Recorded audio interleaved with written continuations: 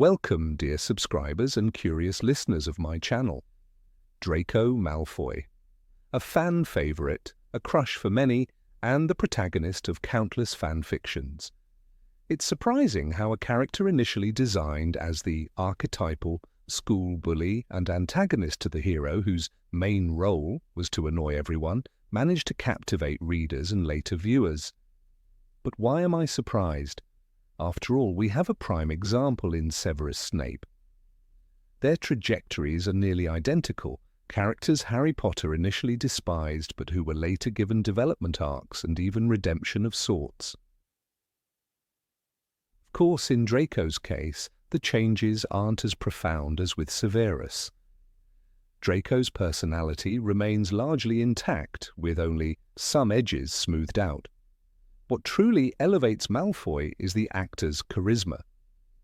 It's hard to imagine a better portrayal of the arrogant bully than Tom Felton's interpretation. His Draco is stylish and sharp.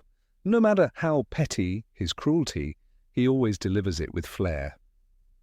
The book version, however, is quite different, and that's what we'll explore, step by step. Enjoy watching Number 1, The First Meeting. In the films, Harry and Draco first encounter each other at Hogwarts, but in the books it all begins at Madame Malkin's robe shop. Rowling immediately paints Draco as an unpleasant boy, snobbish, mocking Hagrid, and openly disdainful of Muggle-borns. But there's a curious difference. In the movie, Draco actively seeks out the famous Harry Potter, trying to befriend him for his own benefit. In the book, though, he strikes up a casual conversation with an unknown boy. No scheming, no ulterior motives, just two kids chatting before school. Ironically, in this moment, book Draco feels more genuine than his cinematic version. Number 2, The School Bully. Insults, provocations, and dirty tricks. That's Draco's daily routine. He constantly mocks Neville Longbottom, harasses Hermione, and humiliates the Weasleys. His cruelty extends even to mothers. Mrs. Weasley and even Lily Potter become targets of his mockery. The famous "Weasley is our king" chant. That was Draco's doing, spreading through the school like wildfire. And when words weren't enough, there were ambushes, scuffles, and outright fights. Though more often than not, these ended in humiliating defeats, especially once Dumbledore's army got involved. Number 3, the petty tattletale. Draco never missed a chance to snitch. From reporting Harry's new broomstick to setting up the infamous midnight duel, he always found ways to weaponize authority against others. The books are filled with these moments. For example, the Norbert incident. Draco spent an entire week threatening to expose Harry, Ron, and Hermione, savouring his power. But in the end, his scheming backfired. McGonagall punished him instead, convinced he'd been tricked with a fake dragon story. Talk about hoisting himself with his own petard. Number 4, The Dishonest Boy. Cunning runs deep in Slytherin, and Draco embodied it perfectly. His favourite trick? Exaggerating injuries. In Prisoner of Azkaban, he milked a supposed arm injury for all it was worth, skipping Quidditch, making Harry and Ron do his work, and enjoying Snape's favouritism. This dishonesty wasn't limited to feigned ailments. From fake duels to manipulative excuses, Draco constantly sought the easiest path, bending rules instead of breaking them openly. Number 5, the young Death Eater. Draco's childhood was steeped in Voldemort's ideology. From the very start, he believed pure bloods were superior and despised mudbloods and blood traitors. His true loyalty showed during the Quidditch World Cup, when chaos erupted. While others panicked, Draco calmly observed, confident that his family's ties to Death Eaters protected him. Later, when Lucius was imprisoned, Draco swore vengeance against Harry, blind to the fact that his father had been caught serving evil. As a Death Eater, he displayed unexpected intelligence, mastering occlumency, using polyjuice to disguise his guards, and building airtight alibis. Perhaps the most humanizing moment was his breakdown in Moaning Myrtle's bathroom, where he admitted his fear of failure and death. That scene alone revealed a vulnerable side the films never captured. Number 6. Draco Malfoy. At his core, Draco is a child of privilege, molded by a toxic upbringing. The arrogance, prejudice, and cruelty aren't innate, they're learned behaviors passed down by his family. In the films, he's a stylish aristocrat whose charisma makes him strangely appealing. In the books, he's nastier, pettier, and often downright pathetic. Yet both versions share a truth. Draco Malfoy is more than a flat villain. He's a product of his environment, a boy who carried the burden of family expectations, flirted with darkness, and stumbled towards something resembling humanity. Number 7. Draco and Quidditch. Draco Malfoy's place on the Slytherin Quidditch team was bought, not earned. In Chamber of Secrets, Lucius Malfoy gifted the entire team Nimbus 2001 broomsticks, securing Draco the Seeker position. It was a humiliation for Gryffindor, especially when Draco sneered at Harry about his older model. "And you're Seeker, are you, Potter? On your Nimbus 2000? His words cut sharper than his flying ever did. Draco had speed, but he lacked Harry's instincts. Matches often showed him distracted, more focused on mocking Ron or taunting the Weasleys than actually catching the snitch. His wealth carried him onto the field, but his pride could never catch up with Harry's talent. The films barely touched this rivalry.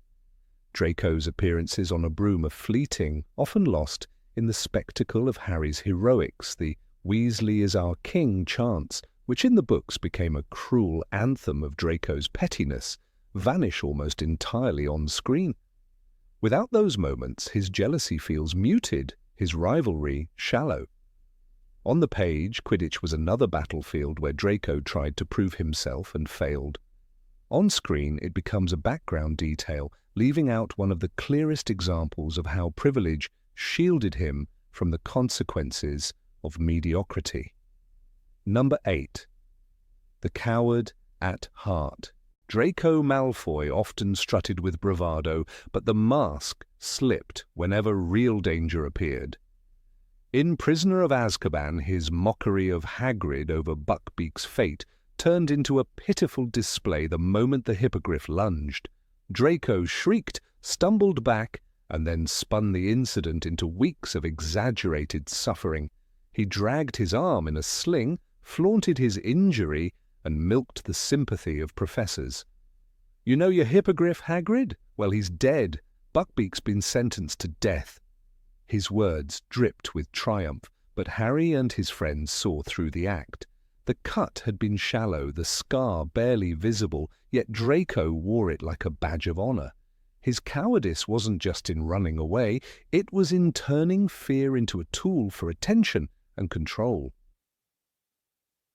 The films trimmed away this pathetic side. On screen, Draco's fear is subtle, hidden behind narrowed eyes and clenched fists. He does not wail or limp for sympathy, nor does he milk Buckbeak's strike for endless weeks. Instead, Tom Felton's performance leans into the elegance of a spoiled aristocrat, always poised even in moments of failure.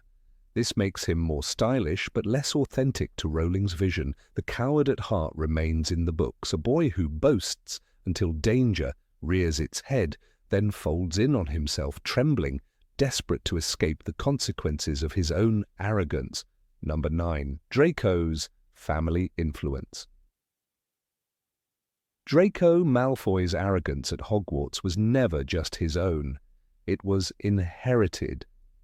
Lucius Malfoy's shadow followed him into every corridor, every classroom, every Quidditch match. When things did not go Draco's way, the threat was immediate. "My father will hear about this." It became a mantra, shouted at professors, muttered at rivals, and whispered as a warning. In Chamber of Secrets, when Harry and Ron crash the flying car into the Whomping Willow, Draco wastes no time sneering about the punishment. He doesn't rely on rules or teachers, he relies on Lucius, the ministry man who could bend the system in his favor. Lucius's power at the ministry made Draco untouchable in his own eyes. During Buckbeak's trial in Prisoner of Azkaban, Draco's feigned injury was all the proof needed to bring the proud hippogriff before the Committee for the Disposal of Dangerous Creatures. He gloated over Hagrid's misery, confident that his father's influence would end in an execution. "You're going to regret this, Hagrid. My father's going to have Buckbeak executed." The cruelty wasn't just Draco's, it was the Malfoy family legacy of using wealth and politics to crush those beneath them. Rowling makes it clear that Draco's swagger came from a household where intimidation was as natural as breathing.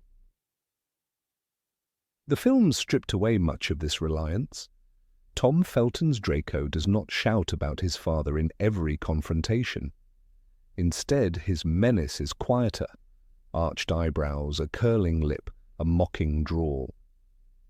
He feels more dangerous, less ridiculous, but also less spoiled. Without the repeated cry of, "My father will hear about this," moviegoers miss the humor and fragility of a boy who cannot stand on his own. Book Draco hides behind Lucius's cloak. Film Draco stands alone in the shadows. It is a shift that changes him from a pampered child into something sharper, darker, and more menacing. Number 10, The Unwilling Killer. Draco Malfoy's mission in The Half-Blood Prince stripped away every trace of his schoolboy arrogance. The boy who once laughed at others now hid alone in the room of requirement, obsessing over the broken, vanishing cabinet. His friends no longer mattered. Even Crabbe and Goyle were reduced to disguises under Polyjuice Potion, keeping watch while Draco worked. Rowling shows us a boy consumed by fear, living under the shadow of Voldemort's threat. When Harry stumbles upon him in the bathroom with moaning Myrtle, the mask finally breaks. Draco sobs, confessing, "I can't do it. It won't work. And if I don't do it soon, he said he'll kill me." The duel that follows makes this collapse even more devastating. In a desperate moment, Harry hurls Sectum Sempra, a curse he barely understands. The spell slashes Draco open, blood soaking the bathroom floor. Myrtle screams and Harry freezes, horrified by what he has done. Draco, broken and bleeding, is no longer the villain of schoolyard taunts, but a child caught in a war far too big for him. The scene is a turning point, a reminder that Draco was not born for cruelty. He was pushed into it by forces he could not control. The films approached this arc with restraint. Tom Felton's performance conveyed Draco's torment in glances, in silence, in the way his hands shook when he tried to cast a curse. But without the full bathroom breakdown, the audience never saw the boy's raw despair. On screen, Draco looks haunted but still composed, as if his pride remained intact. In the books, however, pride is gone. What remains is a terrified boy staring at the abyss, knowing that no matter what he chooses, murder or failure, he is condemned. Number 11, Redemption or Survival. Draco Malfoy's presence in the Battle of Hogwarts is striking, not because of courage, but because of hesitation. He does not raise his wand with conviction on either side. In the room of requirement, when Harry saves him from the flames conjured by Crabbe, Draco's weakness is laid bare. He owed his life to the very boy he had despised for years. Moments later, when Harry carried him out, unconscious, Rowling gave us the image of a rival reduced to helplessness. He was lowered to the floor, and a few seconds later Harry was at his side. Draco Malfoy had passed out cold. The war showed that survival, not ideology, was Draco's only true cause. When Voldemort gathered his followers in the Great Hall, the Malfoys revealed their priorities with startling clarity. Narcissa lied to the Dark Lord to protect Harry, only because she wanted to know if Draco was alive. Lucius, stripped of dignity, begged his son to come to him. And Draco obeyed, crossing the hall in silence. He did not swear loyalty to Voldemort or to Harry. He followed his family, clinging to the one thing that still mattered. Rowling captured this moment with precision. Draco was not a warrior of light or darkness, but a boy dragged along by forces greater than himself. The films trimmed this ambiguity in Deathly Hallows. Part 2. Draco walks across the courtyard to Voldemort's side, a gesture that feels like betrayal. Gone is the hesitation, the silence, the desperate clinging to family. Instead, the audience sees a simplified choice. Draco standing among the enemy. It robs the character of his complexity, making him appear more complicit than conflicted. Viewers are left without the haunting question that Rowling wanted us to consider. Was Draco still redeemable, or had he chosen cowardice forever? Rowling never answers directly. In the Cursed Child play, Draco is depicted as a widower devoted to his son, Scorpius. He is softened, scarred by his youth, and no longer the arrogant bully of old. This continuation suggests that he was not redeemed in battle, but changed slowly, painfully over time. He survived Voldemort, survived his own cowardice, and grew into a man who understood loss. Whether that counts as redemption is left for the reader to decide. Draco Malfoy's legacy remains unresolved, a fragile balance between villainy, weakness, and reluctant humanity. Number 12, Draco and Snape. In the classroom, Severus Snape's favoritism toward Draco Malfoy was impossible to miss. He docked points from Gryffindor at the slightest provocation and overlooked Slytherin mischief as though it were invisible. When Harry's broom soared high during his first Quidditch match, Malfoy gloated, "He's got no chance against the Slytherin team. Professor Snape's refereeing, he'll be sure to stop anything Potter tries to do." For Draco, Snape's bias was a shield. It gave him confidence, a safety net he used to taunt Harry and Hermione without fear of reprisal. Yet this favoritism grew into something darker. In Half-Blood Prince, Narcissa Malfoy begged Snape to protect her son. Bellatrix forced him to seal that promise with an unbreakable vow. Snape agreed, binding his life to Draco's survival. Suddenly, the relationship was no longer about house points or classroom indulgence. Snape became both protector and executioner, tasked with finishing Draco's mission if he failed. The stakes had never been higher. Rowling shows us glimpses of Draco's unraveling under this burden. He is pale, withdrawn, and secretive. Harry notices it, but Snape always shields him, insisting Malfoy is fine. Behind the scenes, though, the tension mounts. Draco sobs in the bathroom, confiding in moaning Myrtle, while Snape maneuvers to keep him alive. The Astronomy Tower becomes the climax of this bond. Dumbledore, calm even in the face of death, looks at Draco and says, "You are not a killer." Snape arrives moments later, fulfilling the vow with a single word, Avada Kedavra. The films show only fragments of this intricate relationship. Snape's classroom bias is visible, and the unbreakable vow is included, but the emotional depth is gone.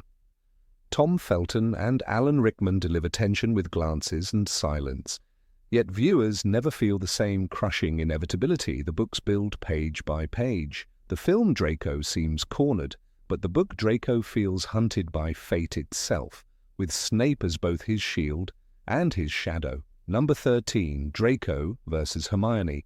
Draco Malfoy's hostility toward Hermione Granger was never subtle.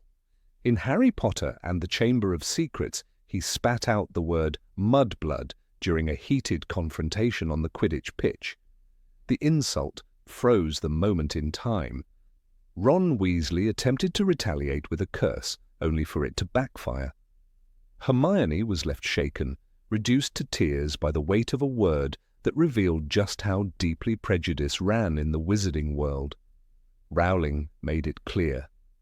This was not a childish taunt. It was a reminder that blood purity dictated power and status, and that Hermione would always be seen as lesser in Malfoy's eyes. The cruelty did not stop there. In Goblet of Fire, Draco handed out insulting badges during the Triwizard Tournament. They flashed with the words, "Support Cedric Diggory, the real Hogwarts champion," before switching to "Potter stinks." When Hermione stepped forward, Draco sneered, holding one out to her and snapping, "I wouldn't touch me, Granger. I wouldn't want to get dirty from a filthy mudblood." His malice was deliberate, aimed at piercing her pride. Hermione stood firm, but the insult stung every reader who recognized the venom behind those words. The books often show Draco's attacks as calculated moments of humiliation. In Order of the Phoenix, he exploited Umbridge's authority as part of the inquisitorial squad. Hermione, outspoken and fearless, became a prime target. Draco delighted in docking points, threatening her, and using the system to suppress her voice. Rowling painted him as the embodiment of institutional cruelty, a boy who weaponized power to belittle those who threatened his worldview. These scenes made Hermione's triumphs all the more powerful as she continued to rise despite his constant attempts to drag her down. The films, however, chose a different path. The infamous mudblood slur appears once during the dueling club scene in Chamber of Secrets. Hermione's reaction is softened, and the insult passes quickly, overshadowed by the chaos that follows. Later moments of sustained harassment vanish. Without the repeated attacks, moviegoers never fully grasped the depth of Draco's prejudice or the pain Hermione endured. The rivalry becomes shallow, a battle of wits rather than a struggle against systemic hatred. The cinematic Malfoy sneers and postures, but the book Malfoy wounds with words sharp enough to scar. Number 14, Draco and the Inquisitorial Squad. Draco Malfoy's time as a member of the Inquisitorial Squad in Harry Potter and the Order of the Phoenix reveals a darker shade of his character that the films only fleetingly acknowledge. Within the pages of the book, Dolores Umbridge's rise to power provides Draco with the perfect stage to act out his long-standing ambition of holding authority over others. Rowling crafts scenes where Draco thrives in his newfound legitimacy, allowed to dock points, harass fellow students, and enforce Umbridge's will. His satisfaction is captured vividly when Rowling describes how his eyes glittered with triumph as he seizes Harry in the corridors, a moment that distills his entire role in the squad into a single cruel gesture. In this, Draco embodies the toxic mixture of prejudice and official sanction, a boy relishing his ability to make others suffer with the full backing of the institution. The power bestowed upon Draco was more than symbolic. It carried real consequences for students who opposed Umbridge. The Inquisitorial Squad's ability to dock house points gave Draco and his peers the authority to damage the standing of Gryffindor and any other house that dared to resist. In the book, Rowling makes clear that Draco relishes this opportunity, eagerly cutting away at Gryffindor's points and flaunting his victories with open arrogance. He becomes, in essence, a miniature version of Umbridge herself, cloaking spite in the veneer of rules.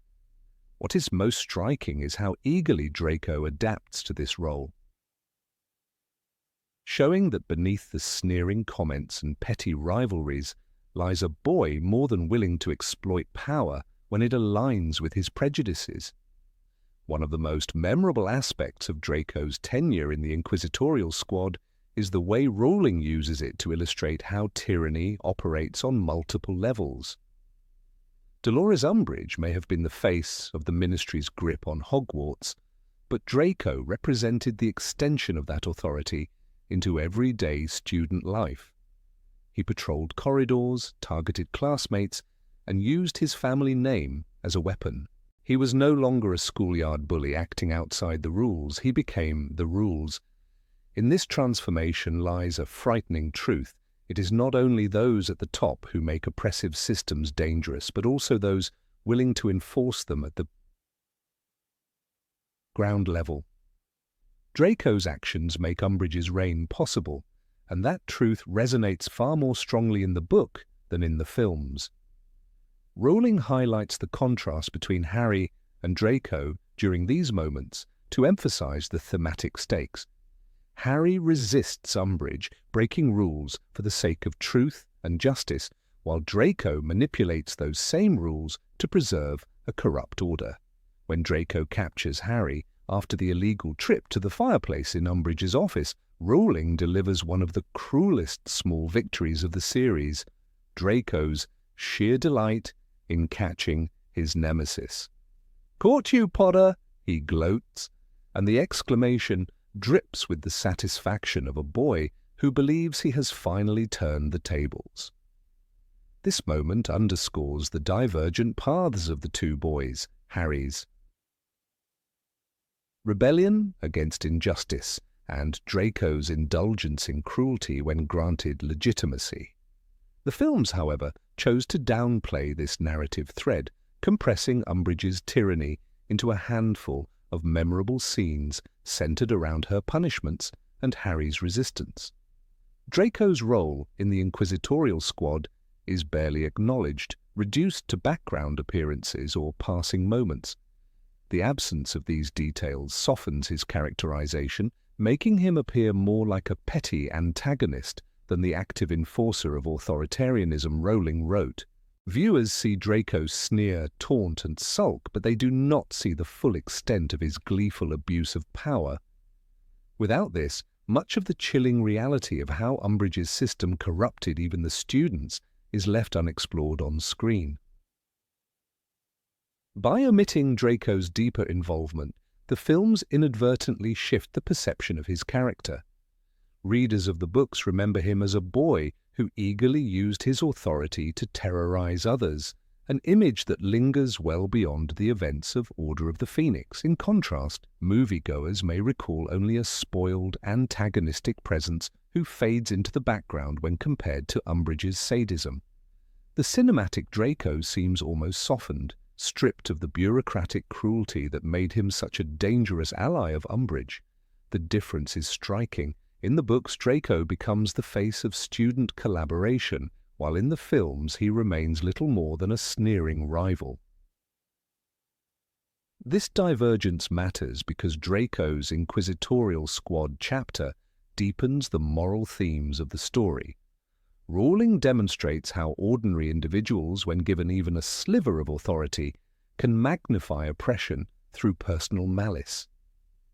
Draco thrives on this dynamic, weaponizing rules to humiliate classmates he already despises. It is not a stretch to see the shadow of his father, Lucius Malfoy, in these actions. Lucius, who manipulates ministry officials and whispers poison into the ears of those with influence. The apple, Rowling suggests, does not fall far from the tree. By choosing to participate eagerly in Umbridge's apparatus, Draco proves himself a true Malfoy, relishing both the cruelty and the prestige of power. The structure of the Inquisitorial Squad also highlights the favoritism and corruption that define Umbridge's reign. Members were almost exclusively Slytherins, handpicked for their loyalty to her and their willingness to police others. Draco, with his family's ministry connections and his personal vendetta against Harry, was the perfect candidate. He did not merely join the squad, he thrived in it. He weaponized the position to turn personal grudges into official punishment, transforming private feuds into institutionalized harassment. This distortion of justice reflects the broader themes of Order of the Phoenix, where the ministry twists truth to suit its own agenda, and those who serve it are rewarded for their complicity. Number 15, Draco and the Sectum Sempra duel.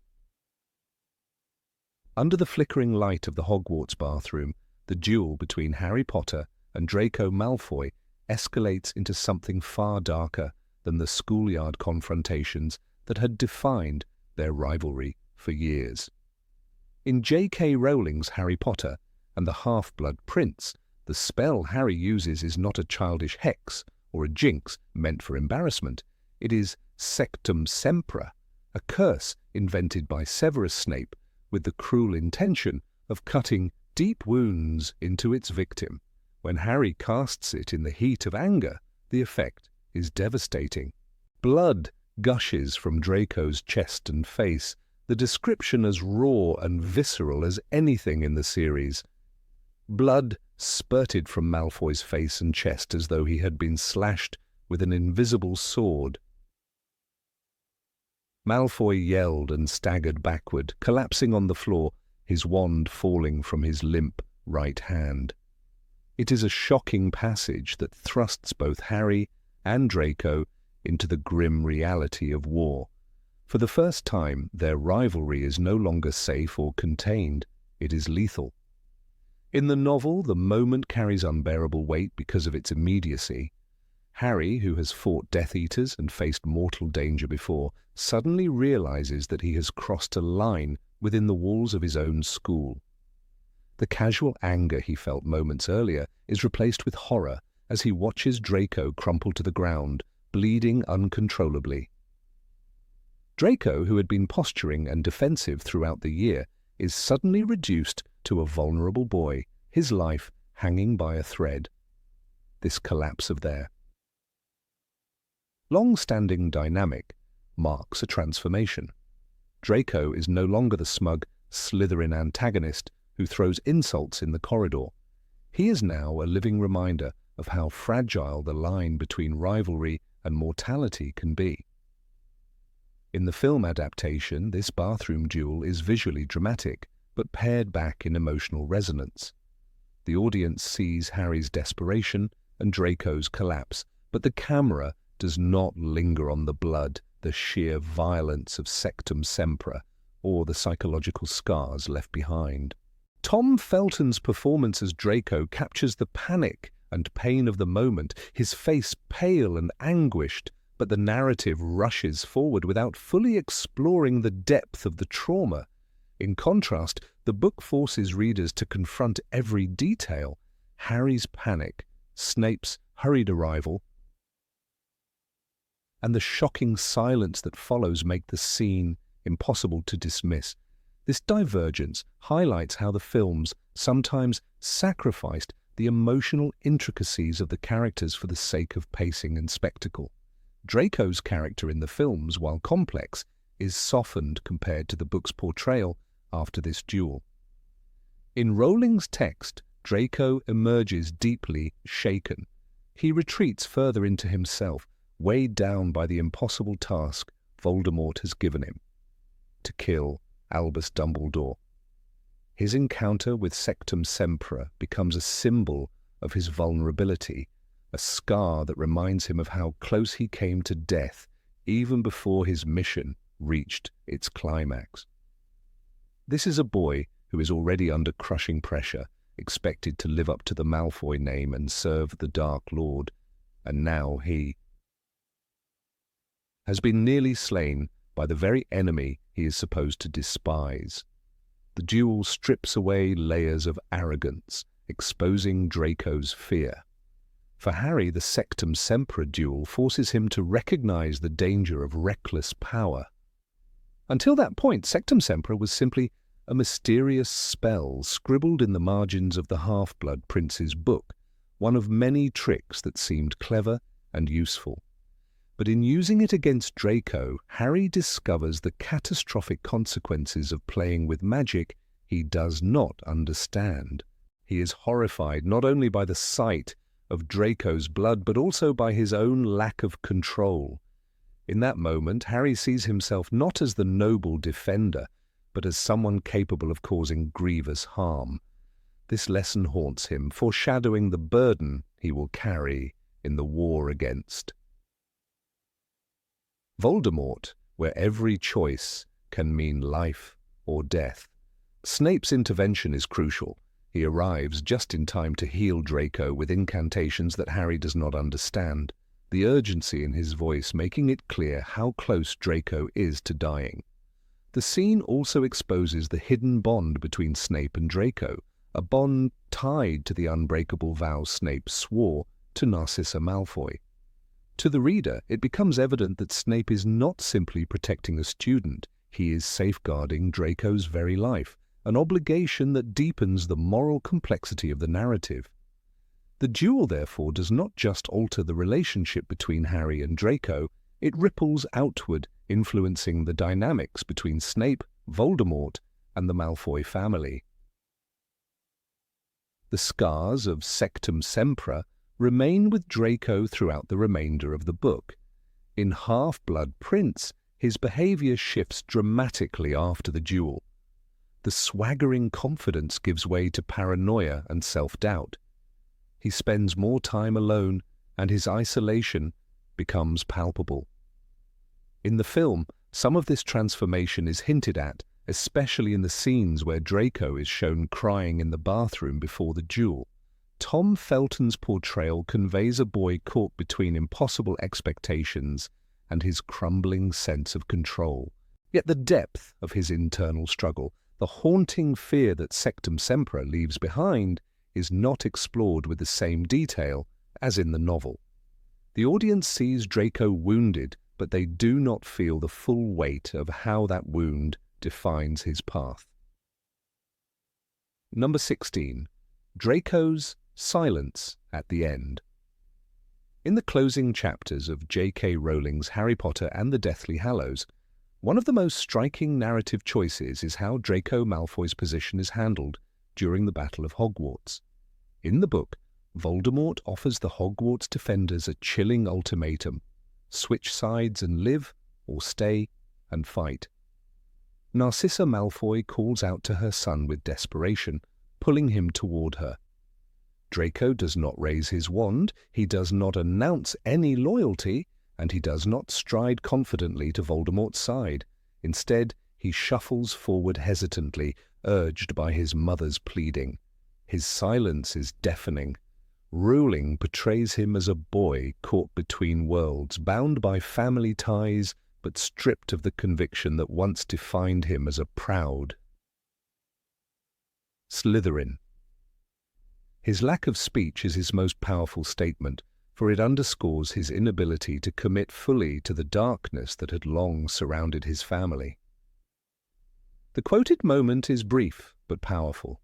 "Draco, Draco, come here." Narcissa's voice was urgent, desperate. Slowly, Draco moved toward his parents, eyes darting nervously between the Dark Lord and the fallen students.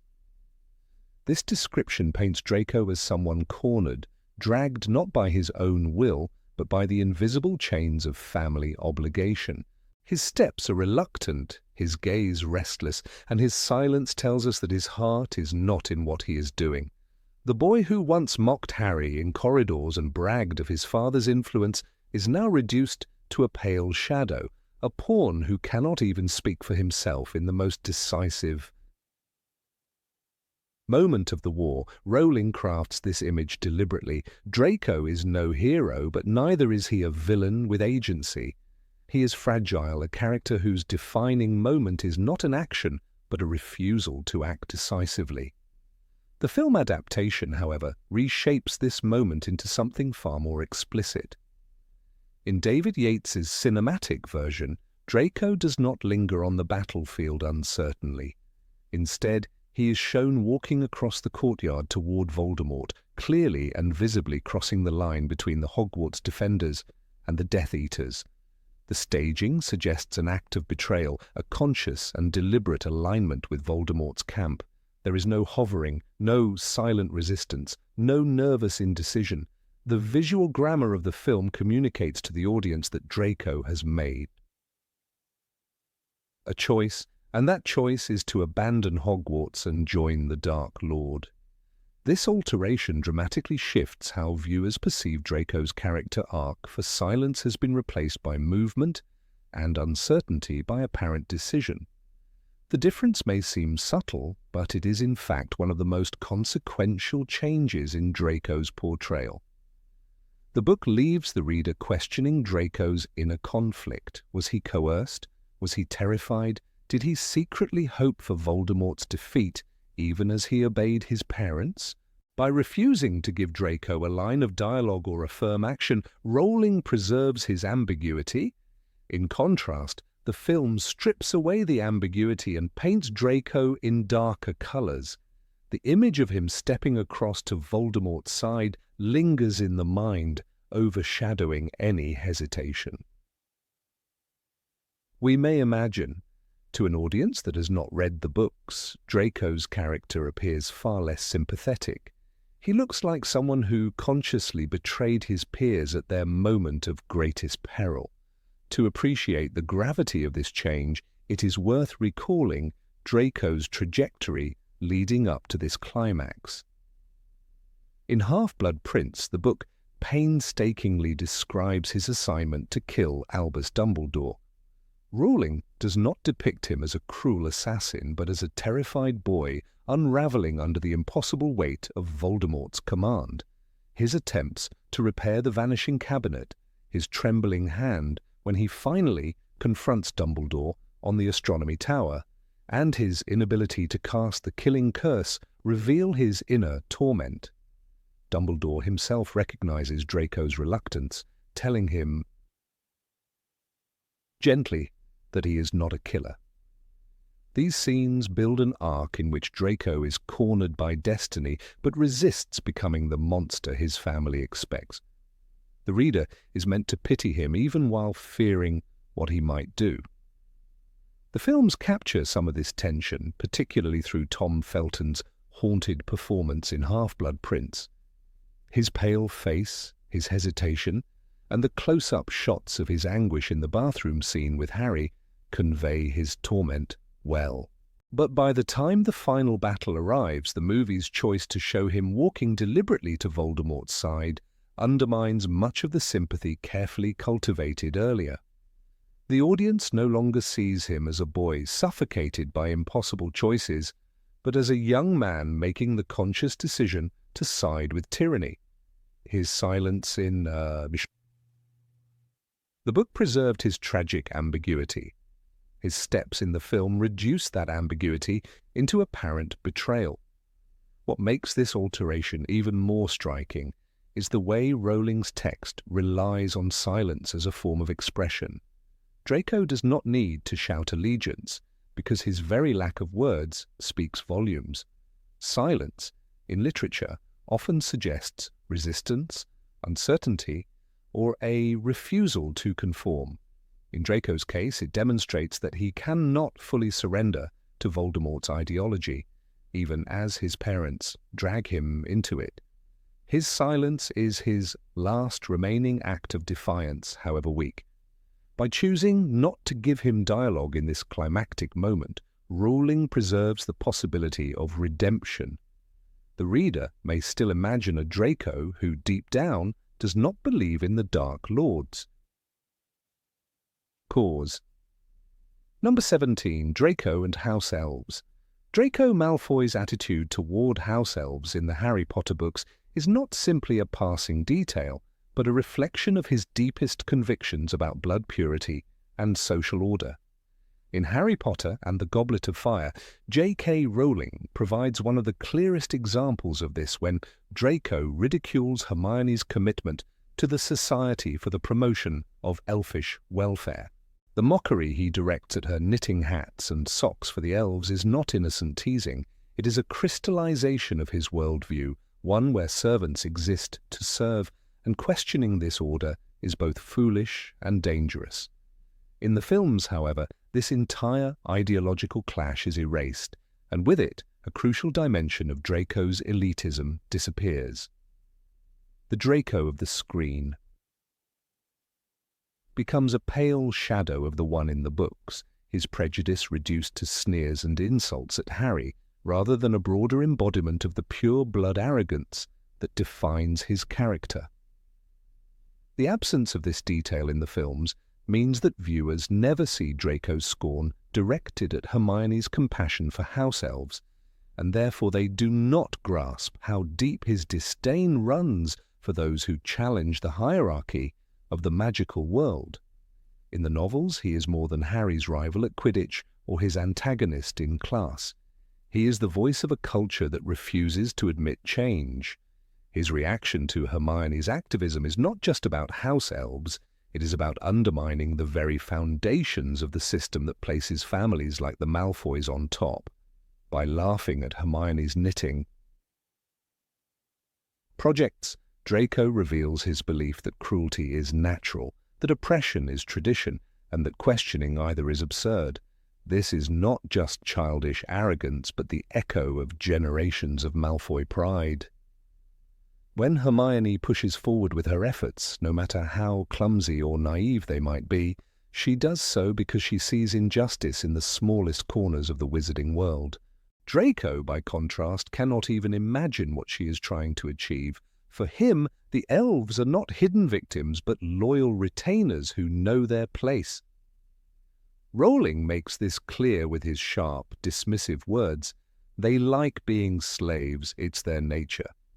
That line is not the voice of a 14-year-old boy who is merely unkind.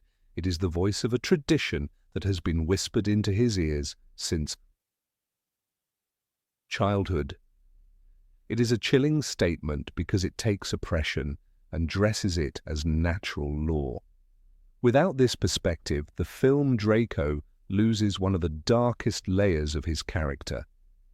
The film adaptation of The Goblet of Fire is particularly striking in its silence on the matter. While the book spends time building Hermione's campaign and the reactions it provokes, the movie trims away every mention of SPEW. This choice flattens not only Hermione's character arc, but also Draco's. Without the chance to laugh at her, to belittle her attempts, and to align himself with the idea that servants should remain servants, Draco is left with fewer opportunities to display his true allegiance to old pure-blood ideologies. Instead, the audience sees only a bully who insults Harry and makes snide remarks. The depth of his belief system, the part that ties him to the broader machinery of wizarding prejudice, is excised entirely. The implications of this absence ripple throughout the films. In the books, Draco's contempt for house elves is a microcosm of the contempt he holds for all who are different or weaker. It is the same contempt that fuels his jeers at Muggleborns and his easy acceptance of Voldemort's ideology later. When he laughs at Hermione's activism, he is not just laughing at her, he is laughing at the very idea that freedom or equality can ever belong to those beneath him. By ignoring this detail, the films deprive the viewer of seeing Draco as more than a spoiled rival. They fail to show him as an ideological child of his family's values. The sharp contrast between Draco and Hermione is one of the subtler but most telling dynamics of the books. Hermione's passion, though often dismissed by Harry and Ron as impractical, reveals her refusal to ignore injustice, even when it concerns creatures that others treat as invisible. Draco's ridicule underscores his unwillingness to step outside his comfort zone, his refusal to imagine a world where elves could be free. This clash is not simply about two teenagers disagreeing, it is about two visions of the wizarding world colliding. In Hermione's vision, compassion leads to progress. In Draco's vision, hierarchy sustains order. By stripping this confrontation from the films, the story loses one of its richest illustrations of what is at stake in the broader conflict. The dismissal also alters how we perceive Draco's relationship to power. In the novels, his contempt for house elves shows how deeply he craves the privileges of the established order. His sneers at Hermione's activism reveal that he is not content merely to enjoy the benefits of being a Malfoy. He must also guard the walls that keep others in their place. By believing elves like being slaves, Draco reassures himself that his superiority is not cruelty but simple truth. The films, in choosing not to show this side of him, create a Draco who looks less like a young aristocrat guarding his legacy and more like a schoolyard antagonist repeating the same taunts over and over again. It is worth remembering that house elves play a crucial symbolic role in Rowling's story. Characters' attitudes toward them reveal their deeper values. Dobby's devotion, Winky's despair, and Creature's transformation all serve as mirrors to the moral journeys of the main cast. For Hermione, caring about house elves is a way to extend justice to the voiceless. For Harry, his compassion toward Dobby cements his role as someone who respects the dignity of others. For Draco, however, dismissing their suffering is a way to fortify the walls of his own privilege. When the films omit this, they weaken the thematic threads that connect Draco to the larger debate about freedom and equality.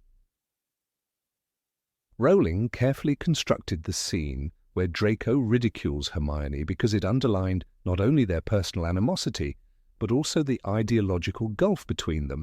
His words sting because they expose his worldview so nakedly. He is not trying to persuade, he is trying to humiliate. By laughing at Hermione's cause, he positions himself as the defender of tradition and casts her as a fool. The viewer of the films, however, never sees this humiliation. Instead, Draco becomes a background presence, his true cruelty hidden behind sneers that never cut as deep as they do in the text. This erasure also alters the trajectory of Draco's later development. In the books, when he hesitates to kill Dumbledore, when he trembles on the edge of Voldemort's darkness, the reader can recall all the smaller moments of cruelty and arrogance that led him here. His contempt for house elves is one such moment, a small cruelty that mirrors the larger one Voldemort demands of him. In the films, this link is missing. Viewers see Draco hesitate, but they do not understand fully how his earlier prejudices have been training him to accept a world of subjugation. They see only a boy trapped by circumstance, not one who has already embraced cruelty in smaller ways.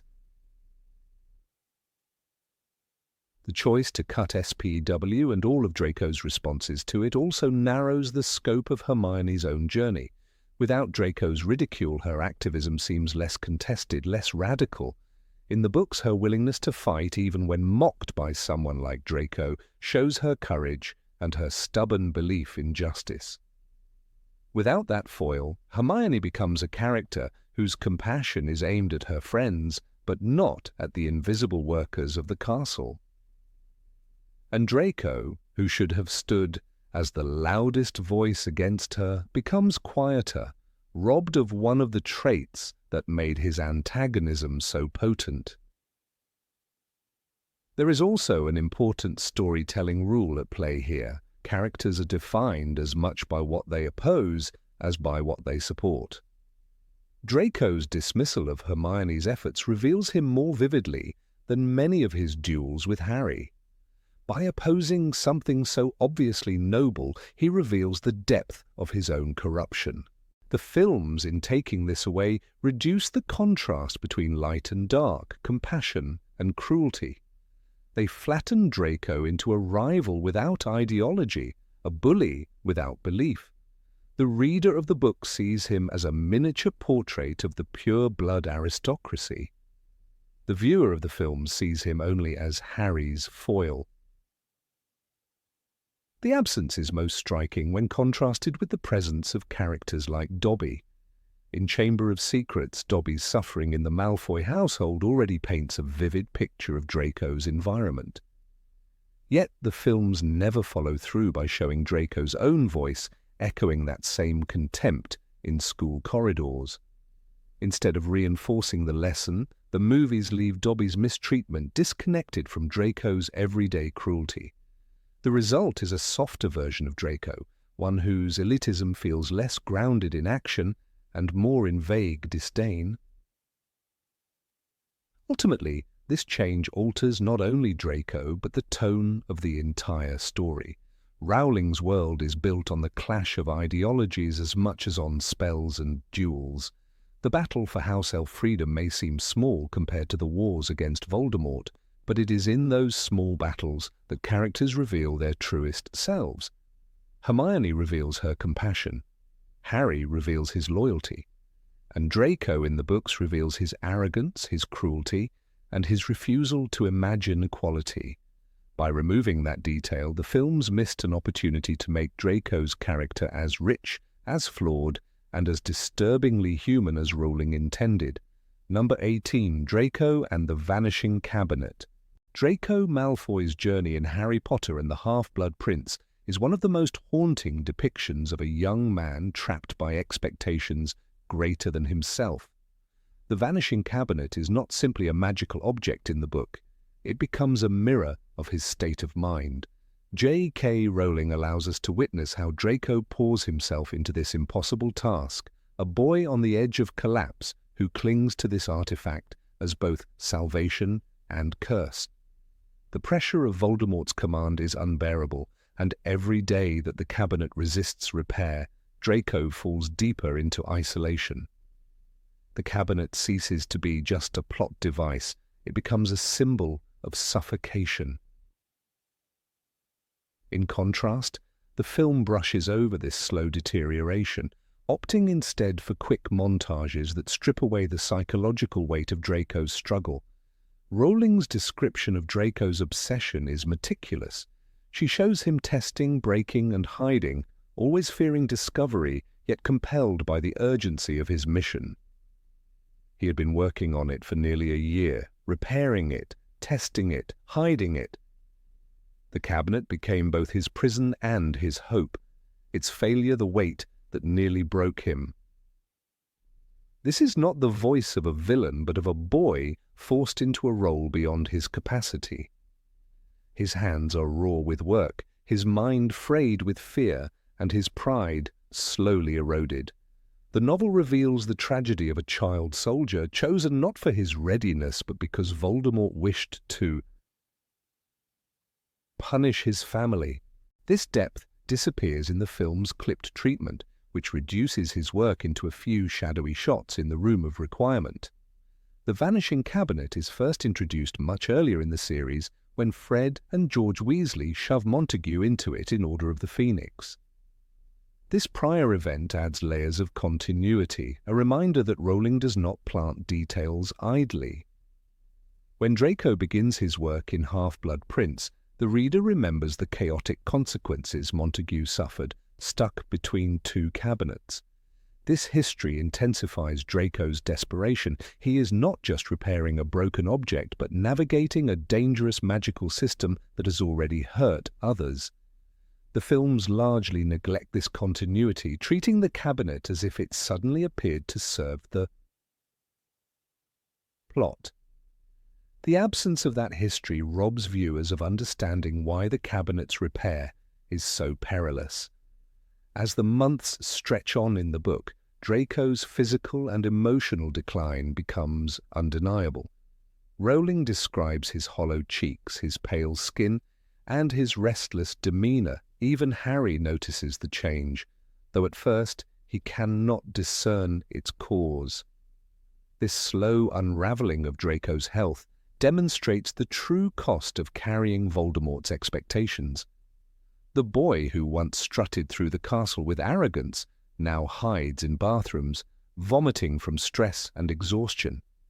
His body becomes as broken as the cabinet he cannot mend. The film hints at his suffering, but without the granular detail of Rowling's prose, it becomes easy for viewers to miss the gravity of what Draco endures. The significance of Draco's work lies not only in what he does, but in why he does it. Voldemort entrusts him with an impossible mission: assassinate Albus Dumbledore. The cabinet becomes the only conceivable route to fulfilling this order, a portal through which Death Eaters can enter the castle. Every failed attempt to repair it pushes Draco closer to doom, because failure means death for himself and likely for his family. The book communicates this sense of suffocation clearly, layering fear upon fear. The film, however, sidesteps this crushing inevitability, focusing more on Harry's perspective and less on Draco's private war. In doing so, it misses the opportunity to showcase Tom Felton's potential for portraying inner collapse. The quote Rowling gives us, "The cabinet became both his prison and his hope," is essential for understanding the paradox Draco faces. The cabinet is salvation only if it works, but every hour he spends failing at its repair makes it feel like a coffin. The boy's prison is not Hogwarts or Voldemort's threats alone, but the task itself which devours him piece by piece. His identity shrinks until all that remains is the cabinet and its silence. Readers see how the magical object consumes his nights, his studies, and even his interactions with friends. It is no longer a subplot, but the heart of his existence. The films, by compressing this to fleeting glimpses, rob the audience of the chance to sit inside Draco's prison with him. One of the most poignant scenes in the book occurs when Harry stumbles upon Draco sobbing in the bathroom, his body trembling under the weight of everything he has hidden. Here is the culmination of months of solitude, the mask of arrogance shattered. Draco is reduced to a boy terrified of death, terrified of failing his family, and yet chained to an impossible mission. The vanishing cabinet lurks behind this breakdown. It has worn him to the edge of collapse. In the film, this scene is present but stripped of much of the narrative build-up. Without the detailed cabinet subplot, Draco's breakdown appears sudden, lacking the full weight of months of desperation. Rowling carefully crafts parallels between Draco's cabinet and Harry's own journey. Harry, too, feels pressure and fear, yet he has friends and mentors who guide him. Draco works alone, isolated by the secrecy of his mission. This stark contrast is what makes the cabinet subplot powerful. It reminds us that both boys are teenagers caught in a war not of their making, yet only one has the support to endure. In the book, the cabinet becomes a symbol of Draco's isolation. In the film, that symbolic resonance fades because the cabinet is not given the narrative presence it deserves. The vanishing cabinet subplot also gives depth to Draco's moral ambiguity. He is not plotting with joy or hunger for power. He is plotting because refusal means death. Each failed attempt at repairing the cabinet is not just a setback, but another nail in the coffin of his family's safety. This context paints Draco not as a straightforward antagonist, but as a tragic figure trapped by Voldemort's cruelty. Rowling forces readers to feel both fear and pity for him. The films flatten this complexity, offering only surface-level glimpses of fear in Draco's eyes, but not the sustained suffering that makes him sympathetic. Fred and George's earlier interaction with the cabinet makes its reappearance all the more haunting. Montague's terrifying experience, trapped in limbo between two cabinets, wandering through void-like darkness, echoes in Draco's task. Rowling ensures that readers cannot forget this precedent. Every time Draco tests the cabinet, the spectre of Montague's suffering hovers in the background. It is as if the cabinet resists being repaired, knowing the destruction it will bring. The book lets us dwell on this eerie dimension while the film ignores the chilling history entirely. The book also demonstrates Draco's ingenuity, a quality often overshadowed by his arrogance in earlier installments. He is not simply a follower of Voldemort, he becomes a craftsman of desperation, tinkering, researching, and experimenting. His determination shows a side of him readers have rarely seen, resilience born of fear. This complexity enriches his character, showing that beneath the sneer lies a boy with talent and willpower, though misapplied. By reducing the cabinet to a background element, the film misses the chance to highlight Draco's transformation into someone more tragic than villainous. Even Harry's perception of Draco shifts because of the cabinet's subplot. His suspicions throughout the year, dismissed by friends and teachers, are ultimately proven correct. Yet when he finally sees Draco's true state, Harry's anger dissolves into a mix of shock and pity. The book uses the cabinet as a thread connecting Harry's obsession with Draco's reality, culminating in their confrontation. In the film, this payoff is weakened because the cabinet has not been established with equal importance. Viewers may not feel the same catharsis that readers do when the truth is revealed. The cabinet also functions as a metaphor for choices made under duress. Draco's repair work is not simply mechanical, it is a slow surrender of his childhood. Each splinter of wood, each whispered spell, each failed test marks another step into a world of adult consequences. He is no longer the sneering boy who mocks Harry on the Hogwarts Express, but a young man bending under a fate he never chose. Rowling's attention to these details gives Draco's arc immense gravity. Without the cabinet's constant presence, the film's portrayal feels like it skips the most important chapter of his growth. Finally, the vanishing cabinet stands as one of the most telling examples of how adaptations can strip away psychological nuance. In the book, the cabinet is a slow-burn subplot that consumes Draco's year, a haunting parallel to Harry's quest for knowledge about Voldemort. The novel allows us to feel Draco's heartbeat in every failed attempt, every moment of secrecy, every collapse of strength. The film, by contrast, condenses this into background scenery, diminishing not just a magical object, but the arc of a boy drowning in expectations. The cabinet is not merely furniture in a room, it is the crucible in which Draco's humanity nearly burns away. Number 19. Draco and Neville. Draco. Malfoy's story in the Harry Potter saga is often reduced in the films to a narrow portrait of a privileged antagonist who occasionally falters under the shadow of Voldemort.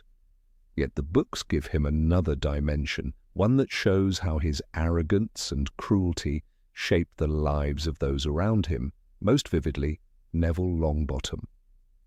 Neville was not merely a background student who stumbled through potions or forgot passwords. He was a constant target for Draco, a victim chosen precisely because he seemed weak. By focusing on this relationship, J.K. Rowling created one of the most poignant reversals in the entire narrative. In the final battle, Neville stands unshaken, wielding the sword of Gryffindor, while Draco hesitates and retreats. The contrast is brilliant in print, yet the films diminish it by erasing the countless humiliations Neville endured at Draco's hands. The earliest glimpse of this dynamic comes in Harry Potter and the Philosopher's Stone. When Neville receives a remembrall from his grandmother, it is meant as a token to help him remember his endless forgetfulness. Draco instantly seizes on this vulnerability.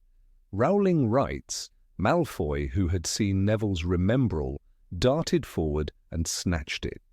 With that single act, Draco transforms a small gesture of kindness into a weapon of ridicule. He mounts his broom and taunts Harry and Neville alike, hurling the glass ball into the air. This moment is not trivial. It launches Harry into his first legendary flight and reveals the cruelty Draco delights in. For Neville, it is a familiar humiliation, the latest in a series of indignities that defined his early years at Hogwarts. The films include the broom sequence, but detach it from Neville's suffering, turning it into a scene about Harry's daring rather than Draco's bullying. Throughout the books, Draco becomes a symbol of the relentless voice telling Neville that he is not good enough. In Harry Potter and the Chamber of Secrets, when Neville performs poorly in potions or struggles in transfiguration, Draco never misses an opportunity to sneer. He does not merely insult Neville's mistakes, he amplifies them before their peers.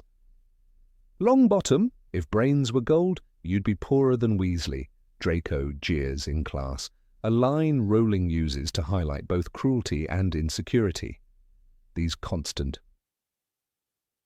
attacks matter because they show that Neville's path to bravery was not born in sudden defiance but carved out through years of ridicule. The films largely silence this chorus of derision, leaving Neville's eventual transformation feeling less like a triumph over torment and more like an unexplained change. The repeated targeting of Neville is crucial to understanding Draco's own character development. He picks on the vulnerable, not the strong. Harry, Ron, and Hermione are often his enemies, but Neville is his victim. This pattern exposes Draco's cowardice in the guise of arrogance. Choosing Neville, the shy boy with shaky hands and frequent blunders, is a safe choice for cruelty. Draco would never risk the same level of sustained mockery against someone like Hermione without the protection of Slytherin allies.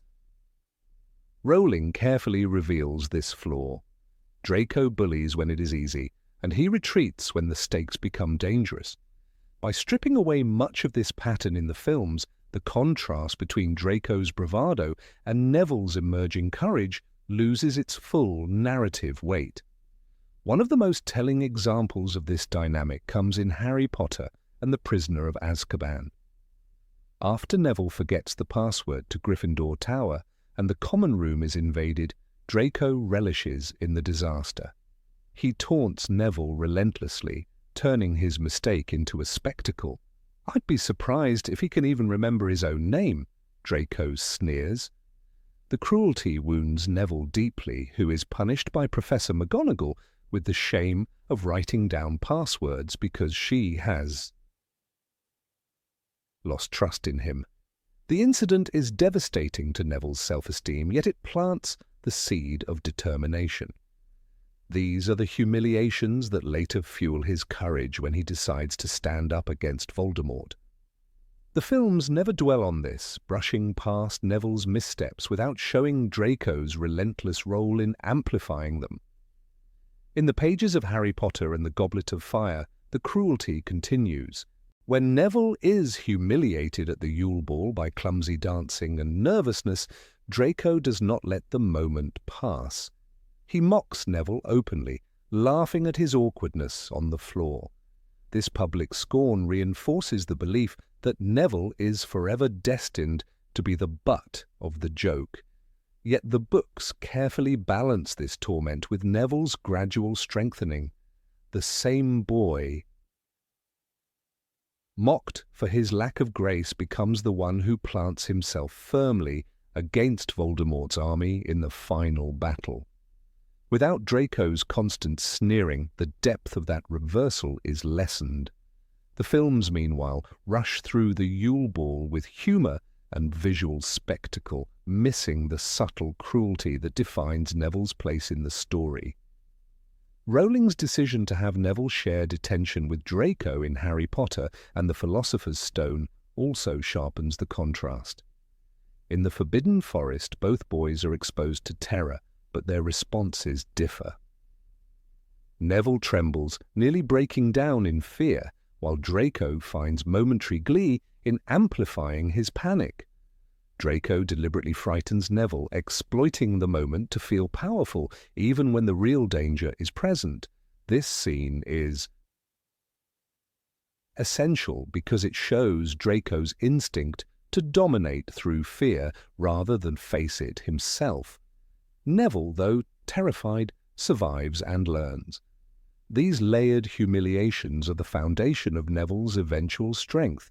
Yet in the films, this dynamic is softened, often replaced by comic relief rather than psychological cruelty. The erasure of Draco's bullying of Neville also affects the audience's perception of Draco's arc. In the books, Draco is not simply a victim of circumstance, pulled unwillingly into Voldemort's war. He is also a boy who actively made the lives of others miserable. This duality makes him more complex, both a product of a toxic upbringing and an agent of harm. When the films reduce his cruelty, they unintentionally absolve him of much of his responsibility,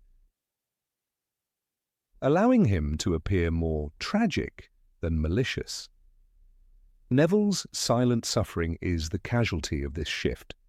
The result is that Draco's hesitance in Deathly Hallows feels like fear alone, not the collapse of a lifetime of hollow superiority. In Harry Potter and the Order of the Phoenix, when Neville joins Dumbledore's army, it represents a turning point in his life. For the first time, he is training among peers who believe in him. Yet Draco is still present, mocking his efforts, attempting to sabotage the group, and sneering at the idea that Neville could ever be formidable. The book's tension here is powerful because the reader understands how much Neville has endured. When he finally begins to excel in defensive magic, the contrast with Draco's scorn becomes electrifying. The films, while showing Dumbledore's army, remove this undercurrent of torment, making Neville's growth less directly connected to his earlier humiliation. The culmination of this long rivalry occurs not in a direct duel, but in the final book.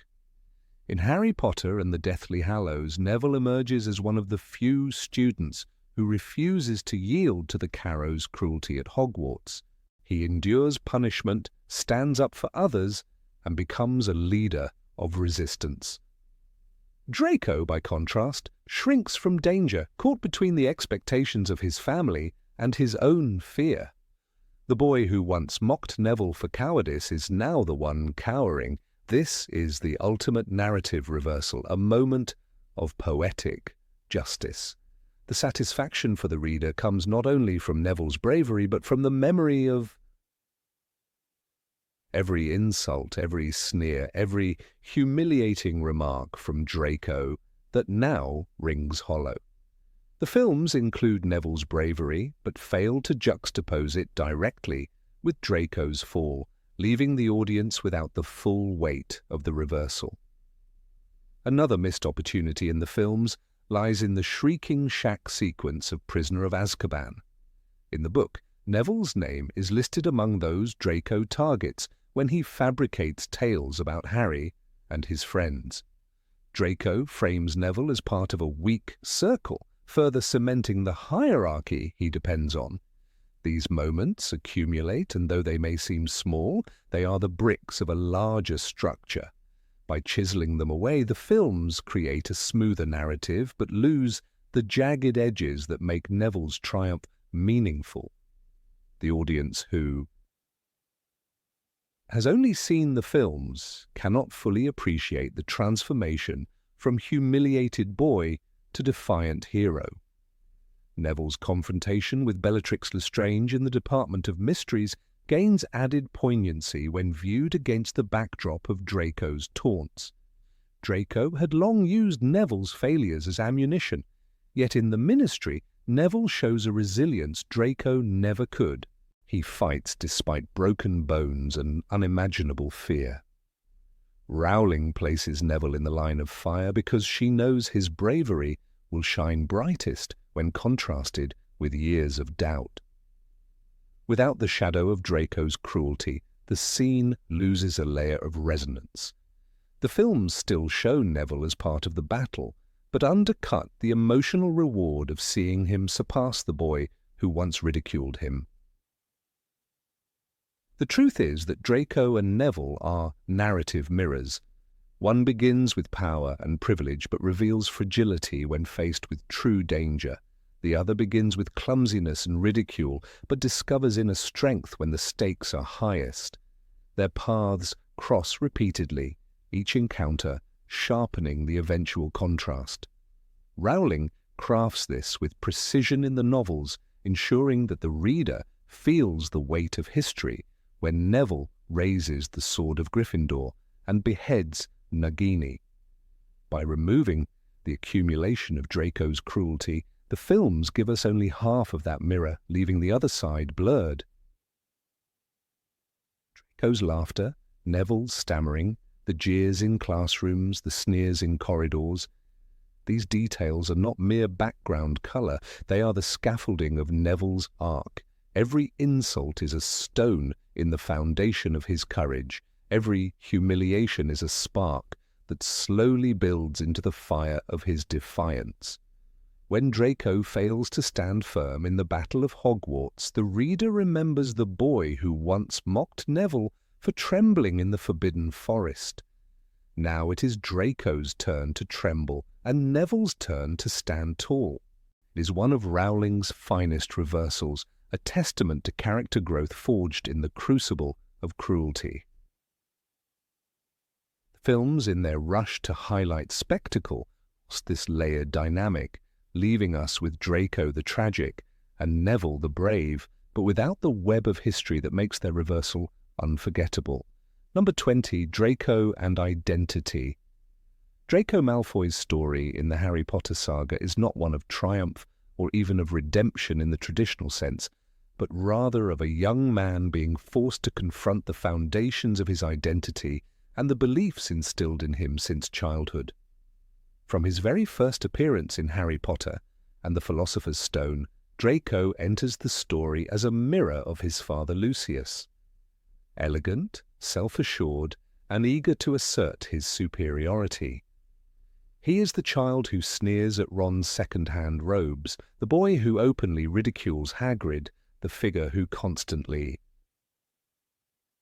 parrots pureblood ideology as though it were gospel. This arrogance is not born of confidence, but of indoctrination, and it creates a character whose early persona is almost entirely constructed by the expectations of his family and the social status of the Malfoy name. Yet underneath this facade is a child whose sense of self has never truly been tested, until the war forces him to stand at the edge of ruin. In J.K. Rowling's books, the unravelling of Draco begins gradually, as Voldemort returns to power and the once vaunted Malfoy family falls under suffocating scrutiny. Draco's sense of pride becomes brittle, and the boy who once seemed untouchable begins to crack. In Harry Potter and the Half-Blood Prince, when Voldemort assigns him the impossible task of murdering Dumbledore, the Malfoy heir faces not just the terror of failure, but the collapse of the entire foundation of his identity. For years he had taunted Harry, boasting of the Dark Lord's power and the supposed purity of his own bloodline. Yet when that power directly demands something of him, when his family name becomes a shackle rather than a shield, Draco cannot bear the weight. The famous line from the book captures the moment in its rawest form. "No one can help me," Malfoy said, his entire body shaking. "I can't do it. I can't. And if I don't, he'll kill me." The arrogance is gone, stripped away to reveal only fear, vulnerability, and despair. The bathroom scene with Moaning Myrtle, absent from the films, is perhaps the purest window into Draco's torment. Here, Rowling allows readers to witness the unravelling of a boy caught between the crushing weight of expectations and his own inability to fulfill them. He is crying, unable to stop the tremors in his hands, desperate for release from a task that he neither chose nor wants. This is not the Draco of sneers and insults, but a frightened child. The image of him sobbing alone in front of Myrtle with bloodshot eyes and a broken voice dismantles every notion the reader once held of him. It is the rare moment where the mask slips entirely and his humanity is laid bare. In the books, this scene is vital. It is the turning point where Draco ceases to be a caricature of privilege and begins to emerge as a tragic figure, one whose identity has been fractured by forces greater than himself. In contrast, the films condense Draco's internal collapse into glances, shadows, and Tom Felton's anguished expressions. The bathroom scene is missing, and with it, much of the emotional depth of his transformation. Felton's performance communicates fear in subtler moments, The trembling hands as he struggles to cast the killing curse on Dumbledore, the haunted eyes when he realizes the enormity of his task. But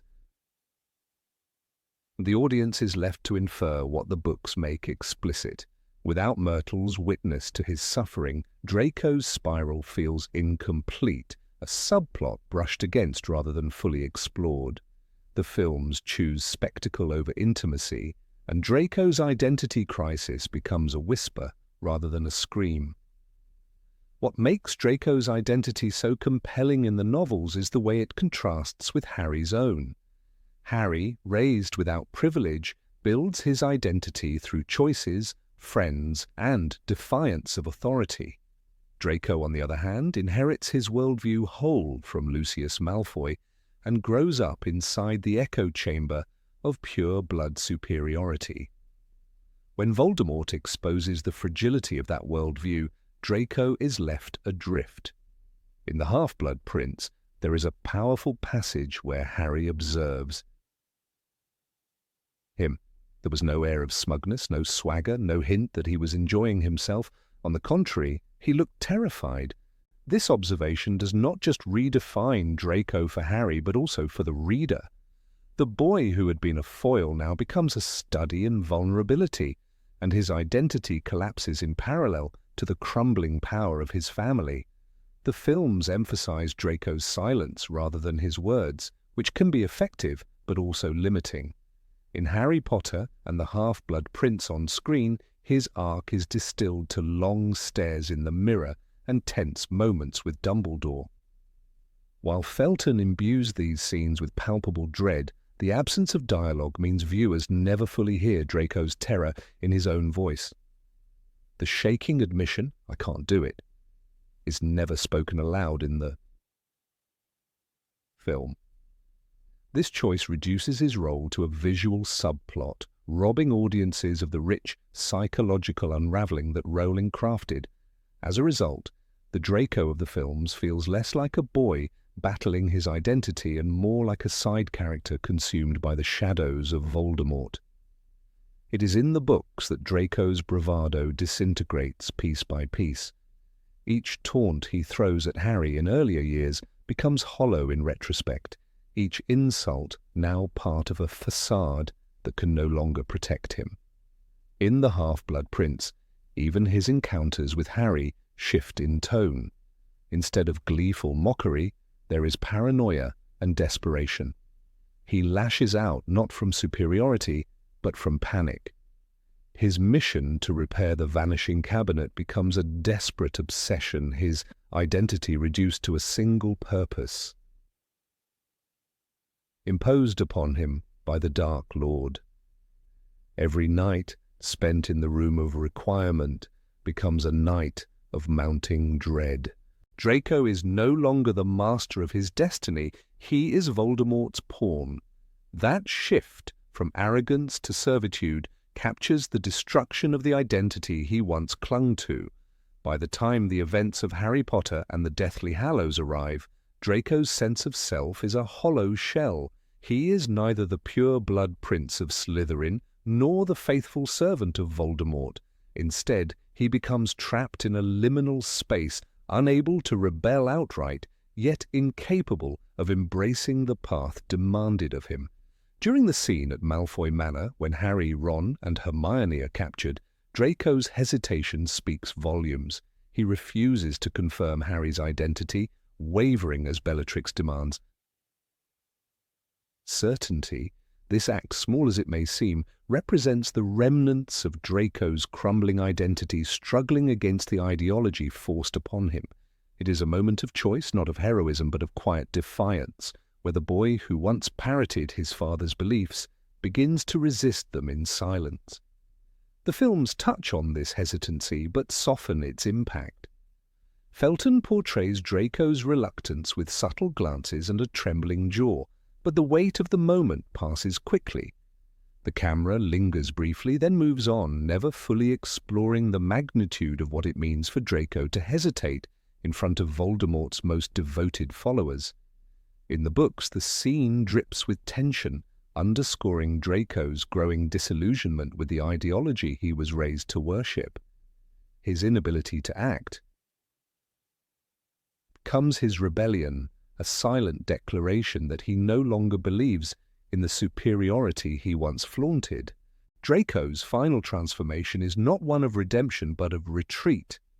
After the war, he does not become a hero, nor does he embrace Voldemort's ideology. Instead, he steps away from both, retreating into anonymity with his family. This choice underscores the collapse of his old identity. He is no longer the haughty Prince of Slytherin, but a man shaped by fear, doubt, and the knowledge that the world he once believed in has been dismantled. The Draco of the epilogue, quietly sending his own son off to Hogwarts, is not triumphant, but subdued. The arrogance is gone, replaced by a quiet resignation. His identity, once defined by superiority, is now defined by survival. The contrast between book and film becomes clearest when examining this arc as a whole. In the books, Draco's identity crisis is layered, nuanced, and devastating. Rowling grants him moments of raw humanity, particularly through scenes like the one in Myrtle's bathroom, which illuminate the collapse of a child groomed for darkness. The films, while capturing the surface of his fear through Felton's performance, strip away much of the dialogue and context that give his crisis its depth. What remains is a shadow of the tragedy, a boy who looks haunted but whose inner war is never fully told. The artistry of Rowling's narrative lies in the way she transforms Draco from antagonist to tragic figure without ever absolving him. His story is a study in how ideology corrodes identity, how arrogance can mask insecurity, and how the weight of expectation can destroy a child. The films hint at this transformation, but without the full canvas of his unraveling, they reduce him to a supporting player. The haunted eyes we see on screen are powerful, but they are fragments of a larger portrait, one that only the books truly complete. What makes Draco's arc unforgettable is not redemption, but recognition. The recognition that identity built on the beliefs of others is fragile, that superiority can collapse into despair when tested, and that even those raised in privilege can become victims of the ideologies they inherit. The novels allow us to see every step of this collapse, from arrogance to fear, from despair to quiet defiance. The films, though evocative, leave too much unsaid. In the silence of the cinema, Draco becomes a figure of mystery, but in the words of the books, he becomes a figure of tragedy. Number 21, Draco after the war. Draco Malfoy's character in the films often hovered at the edges of the story, serving as the foil to Harry Potter's bravery and moral choices. He was the sneering boy with slicked-back blonde hair, who delivered insults with precision and carried himself with the arrogance of someone born into wealth and privilege. Yet, even in those early portrayals by Tom Felton, there were moments, small glimmers, that suggested Draco was not merely a villain in training. The films captured his unease during the later years at Hogwarts, particularly in Harry Potter and the Half-Blood Prince, when he was tasked by Voldemort to murder Albus Dumbledore. Draco's face, pale and drawn, revealed a boy crumbling under impossible pressure. Still, after the Battle of Hogwarts, the movies leave him standing silently in the rubble, offering no further glimpse of his transformation. The boy disappears into the background, and his story feels unfinished. J.K. Rowling's script for Harry Potter and the Cursed Child attempted to provide that missing epilogue. Here, Draco Malfoy reappears, not as the swaggering Slytherin of Hogwarts, but as a grieving widower raising his only son, Scorpius.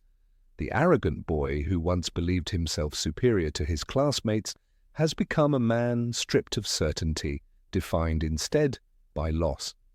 His wife, Astoria Greengrass, dies young due to a blood malediction, leaving Draco both broken-hearted and acutely aware of the fragility of life. In one of the most revealing lines, Draco admits, "People always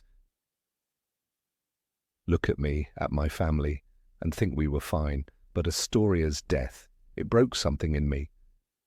Scorpius is all I have left, and I would do anything to protect him." These words are far removed from the taunts of Potter, the famous Scarhead. They present Draco as vulnerable, human, and deeply shaped by grief. This shift is not only literary but thematic.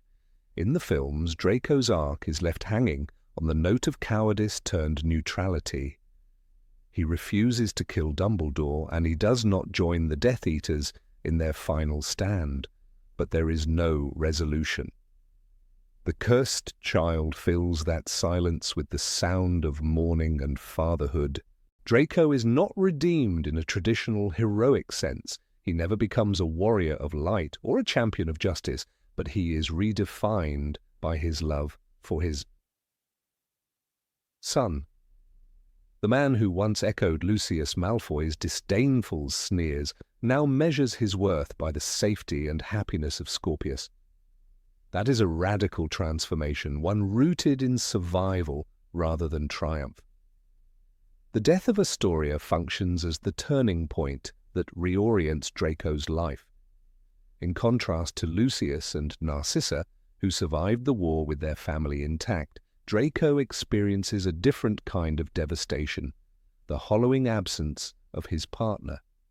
The films never show us Draco grappling with adult relationships or personal tragedies. They end with a simple nod to the fact that he survived, yet survival without loss rarely leads to growth. In the play, we see that loss forces Draco into introspection. He admits to Harry, Ron, and Hermione that his wealth and family name brought him no happiness, that he envied the friendship Harry shared with his companions. This is a confession born not from rivalry but from recognition, a rare moment where Draco sheds pride to reveal regret. Draco's relationship with Scorpius is central to his reimagined character. Scorpius, unlike his father, is gentle, bookish, and shy, bearing little resemblance to the swaggering boy Draco once was. Rumours swirl at Hogwarts that Scorpius is the son of Voldemort, a cruel whisper that echoes the kind of mockery Draco once inflicted on others. In protecting Scorpius from these accusations, Draco demonstrates empathy that his younger self never possessed. The bully becomes the shield. His fierce devotion is not rooted in a desire to maintain family legacy, as Lucius once demanded of him, but in a whole, deep, unpretentious love. When Draco declares he would do anything to protect his son, the sincerity rings truer than any ambition of the Malfoy name. The films hinted at this protective instinct in a brief moment during the Battle of Hogwarts. When Narcissa lies to Voldemort about Harry's death, she does so to ensure she can return safely to Draco. That maternal love is the seed that grows into Draco's own paternal devotion in the later story. While Tom Felton's portrayal captured Draco's terror and hesitation, the narrative did not allow him to reach that fuller arc. The cursed child makes explicit what the films implied, that family, not ideology, defines the Malfoy's ultimate choices. The survival of Scorpius becomes the sole anchor of Draco's life. Another striking difference between the cinematic Draco and the literary adult Draco lies in how they process guilt. In The Half-Blood Prince, Draco is tormented by his assignment to kill Dumbledore, crying in the bathroom and lowering his wand in fear. The films show this torment, but do not follow it into adulthood. In the play, Draco carries the weight of his youth like a scar. He admits his loneliness, confessing that he was never part of the camaraderie that bonded Harry, Ron, and Hermione. His bitterness softens into an acknowledgement of what he lost by choosing pride over friendship. This is not the redemption of a hero, but the honesty of a survivor. Draco becomes someone who can admit to mistakes, a man who has moved beyond posturing to self-awareness. The contrast between Draco and Harry is more poignant in adulthood than it ever was in childhood. In the films, they are foils. Harry, the chosen one of humble origins, versus Draco, the privileged bully. In the play, however, they are both fathers grappling with the legacies of their pasts. Harry struggles to connect with Albus while Draco clings fiercely to Scorpius. Their conversations reveal unexpected common ground. When Draco says that Astoria's death left him shattered, Harry understands in a way few others could. Both men are bound by grief. This mutual recognition redefines their rivalry into reluctant empathy. It is a dynamic the films never explored, but one that enriches Draco's humanity. Draco's arc also challenges the traditional notion of redemption in storytelling. He does not become a hero in the same sense as Severus Snape, whose final sacrifice reframes his entire life. Nor does he take the grand stage like Neville Longbottom, who destroys the last Horcrux. Draco's redemption is quieter, built on years of survival, fatherhood, and private grief. He is not the boy who becomes a savior. He is the boy who grows into a man who finally understands pain. This subtlety is what makes his transformation compelling. Redemption, Rowling suggests, does not always require grand gestures. Sometimes it is found in the act of raising a child with love. Astoria's presence, even in death, shapes Draco in profound ways. She was a character barely mentioned in the original books, but her role in The Cursed Child is immense. Unlike the Malfoy family Draco grew up with, Astoria advocated for tolerance and peace. Her influence softened Draco, steering him away from the bitterness of his upbringing. Her death, while tragic, is what cements Draco's resolve to protect Scorpius from the darkness of the past. The films never show this partnership, but the play reveals how love altered Draco's trajectory. The arrogant boy became a man molded by his wife's compassion and his own grief. It is also important to note how Draco's loneliness defines him after the war. He confesses that he had no true friends, that he often envied Harry's unwavering bond with Ron and Hermione. This admission reframes his schoolyard cruelty as a mask for insecurity. In adulthood, stripped of bravado, Draco acknowledges the emptiness of his past. This moment of candor resonates because it contrasts so sharply with the image of Draco in the films, smirking as he insults Hermione with the word mudblood. The sneer hid a longing he could not voice, and only in later years does he admit it. Scorpius himself becomes a mirror for Draco's transformation. Whereas Draco once embodied pride and cruelty, Scorpius embodies humility and kindness. The Malfoy legacy, tainted by dark alliances and prejudice, finds unexpected renewal in a boy who befriends Albus Potter and challenges the expectations of his family name. Draco's decision to support his son's individuality is a quiet rebellion against the values Lucius once instilled in him. It is not a cinematic duel or a battle won by wands, but it is a victory nonetheless. A victory over the cycle of cruelty. The films offered audiences a Draco who never fully grew beyond adolescence. The Cursed Child offers readers a Draco who has lived, lost, and learned. The line between these portrayals highlights the difference between survival and closure. On screen, Draco fades into the crowd after the war. On stage, Draco steps into the light, scarred but enduring. His story is not about heroism in battle, but about endurance in grief, about a father learning to love more fiercely than he once hated.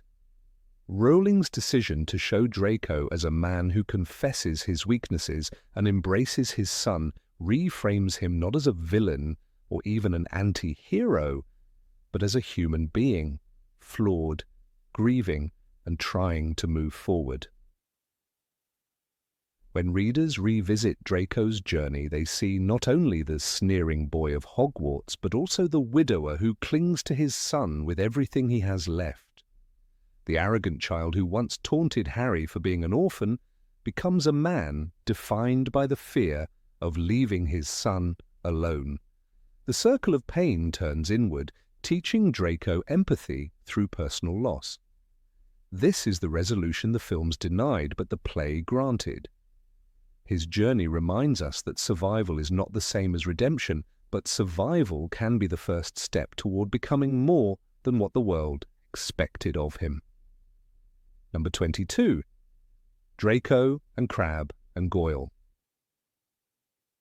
Draco Malfoy's image in the Harry Potter books is incomplete without the looming figures of Vincent Crabbe and Gregory Goyle. From the very beginning, Rowling positions them as his shields and his echo, stepping into train compartments at his signal, blocking passageways with their hulking frames, and laughing when he insults Harry or Ron. The quote from Philosopher's Stone paints the picture. Crabbe and Goyle, who were always ready to do as Malfoy said, lumbered into the train compartment, blocking the doorway with their shoulders. This was not simply physical intimidation, but a statement of hierarchy. Draco was the mind, the sneering aristocrat. Crabbe and Goyle were the fists, silent and obedient. Together they projected a kind of menace that gave Draco's taunts weight. Alone, he was a spoiled child with sharp words. With them, he was a leader of a gang. The films, however, stripped much of this structure away.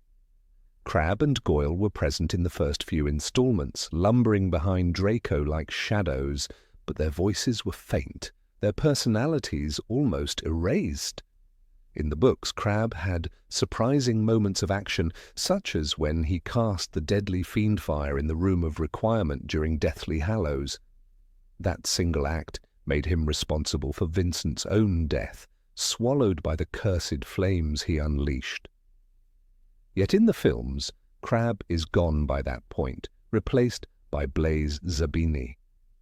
The very arc that would have shown the destructive loyalty of Draco's companions was rewritten, and in its absence, Draco himself looked smaller, more isolated. Less like a boy who commanded loyalty, and more like a boy abandoned by his own circle. This absence alters how audiences perceive Draco's threat.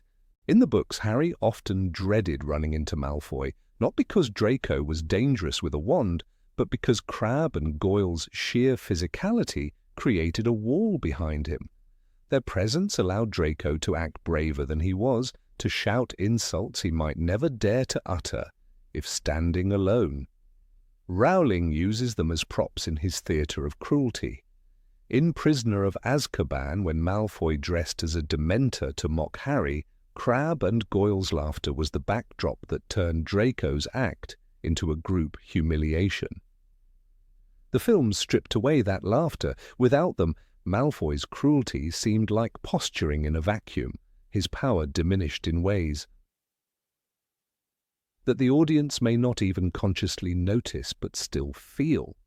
The difference becomes even sharper when we look at how Rowling used Crabbe and Goyle as comedic relief. Their lack of intellect was legendary, often serving as punchlines. In Goblet of Fire, Draco instructed them to copy down answers in care of magical creatures, and they dutifully did so without comprehension. In Order of the Phoenix, when Malfoy became a Slytherin Quidditch captain, Crabbe and Goyle acted as beaters, swinging bats at bludgers with more force than accuracy. These moments underscored Draco's arrogance, but also the comic absurdity of his gang.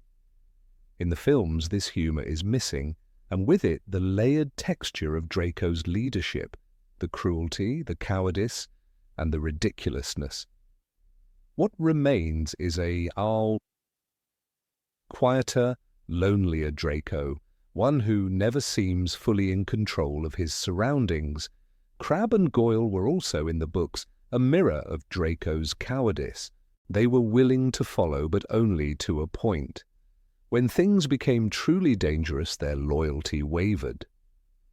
In Half-Blood Prince, Draco tried to use them as guards while he worked on the vanishing cabinet. Rowling makes it clear that even their thick patience was tested by Draco's secrecy and stress. This tension amplified Draco's internal struggle, his descent into fear and doubt as Voldemort tightened his grip on him. The films give us Draco pacing in solitude, his conflict internalized, but they rob us of this external dynamic, the strained relationship with his oldest allies, the cracks in the armor of a boy who thought he was untouchable. By erasing that, the movies made Draco's suffering more personal, but less complex. One cannot ignore the Room of Requirement sequence. In the book, Crabbe's fiend fire becomes the ultimate betrayal of Draco's authority. He cannot control his friend, he cannot stop the curse, and he cannot save him. Crabbe dies in flames of his own making, Goyle nearly dies, and Draco himself is saved by Harry, Ron, and Hermione. This was not just spectacle, it was poetic justice. The boys who once terrorized Hogwarts corridors were undone by their own recklessness, their own violence. Draco's survival was tied to Harry's mercy, stripping him of his imagined superiority. In the film, however, Blaise Zabini replaces Crabbe. The result is a weaker narrative payoff. Zabini was never Malfoy's muscle. He was an aloof figure from Half-Blood Prince, not a long-time companion. The emotional weight of betrayal and loss evaporates, leaving only an action scene without the history of three boys bound together since childhood. By removing Crabbe at that crucial moment, the films inadvertently softened Draco's character arc. In Rowling's version, Draco loses not just his dignity but his oldest ally consumed by a spell too dark for his age. That loss echoes in Draco's silence on the train after the Battle of Hogwarts, where he appears defeated, stripped of his gang, his power, and even his arrogance. In the film, Draco's silence feels different, more like hesitation, less like devastation. The viewer sees a boy who was never really surrounded by loyal friends and therefore has less to mourn, less to learn from. His redemption, or lack thereof, feels flatter, less tragic. The dynamic between Draco and his companions also highlighted the theme of power by proxy. Rowling built Draco as a character who thrived on borrowed strength. He hurled insults from behind his bodyguards, mocked others when flanked by laughter, and strutted when he knew Crabbe and Goyle would back him. This was a literary choice that mirrored real schoolyard hierarchies. In the films, Draco often stands alone, and while Tom Felton's performance added nuance to his loneliness, it stripped away the realism of the gang structure Rowling wrote. Draco, without Crabbe and Goyle, becomes less like the schoolyard tyrant Rowling crafted and more like a privileged, isolated boy who lashes out in desperation. Even the small details of Crabbe and Goyle's presence matter. In the books, their physical comedy was a constant reminder of Draco's reliance on others. In Chamber of Secrets, they agreed to eat cakes laced with sleeping draught without hesitation, collapsing in the corridor, unwitting pawns in Polyjuice potion plans. Their gullibility was legendary. In the films, that entire subplot was simplified, and their foolishness never reached the same iconic level. Without those moments, the sense that Draco's power was fragile, resting on shaky foundations, was diminished. He appeared sharper, colder, but also less humanly flawed. There is also a symbolic dimension to their absence. Crabbe and Goyle, with their brute strength and lack of wit, embodied the kind of empty loyalty Voldemort inspired in many of his followers. Obedience without thought. Draco's reliance on them was a miniature reflection of his father's reliance on Voldemort. When they fall apart, it mirrors the collapse of that kind of hierarchy.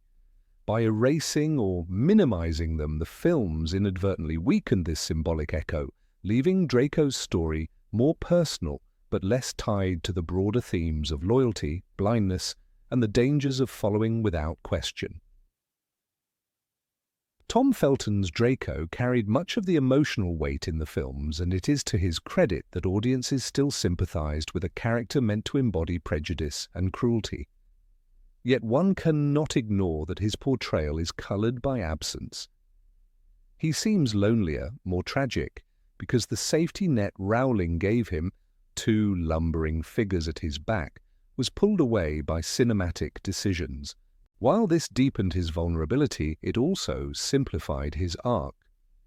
The Draco of the films is a boy suffocated by family expectations. The Draco of the books is that, and more, a boy corrupted by the thrill of leading, of commanding loyalty, only to watch it dissolve into fire. The change also reshaped the way Harry's rivalry with Draco is remembered. In the books, their confrontations were group spectacles, with Crabbe and Goyle looming behind Malfoy and Ron or Hermione bristling at Harry's side. These battles of words felt like rehearsals for real wars, with sides drawn and loyalties clear. In the films, these clashes often reduced to Harry and Draco alone, turning the rivalry into something personal rather than communal. The broader picture of house identities and gang rivalries faded, and with it, some of the richness of school life that Rowling crafted. One cannot underestimate how much Crabbe and Goyle's disappearance changed the narrative of Slytherin itself. They were the archetypes of blind muscle, the stereotype that many readers associated with the house. Without them, Slytherin in the films appears sleeker, more elitist, less brutish. The balance between cunning and brute force that Rowling wrote was tipped toward elegance and ambition, losing the earthy, intimidating presence that made Slytherin House feel so divided in character. It is a subtle shift, but one that echoes in the way audiences now imagine that house. Perhaps the most striking effect of the film's changes is that Draco's growth feels incomplete.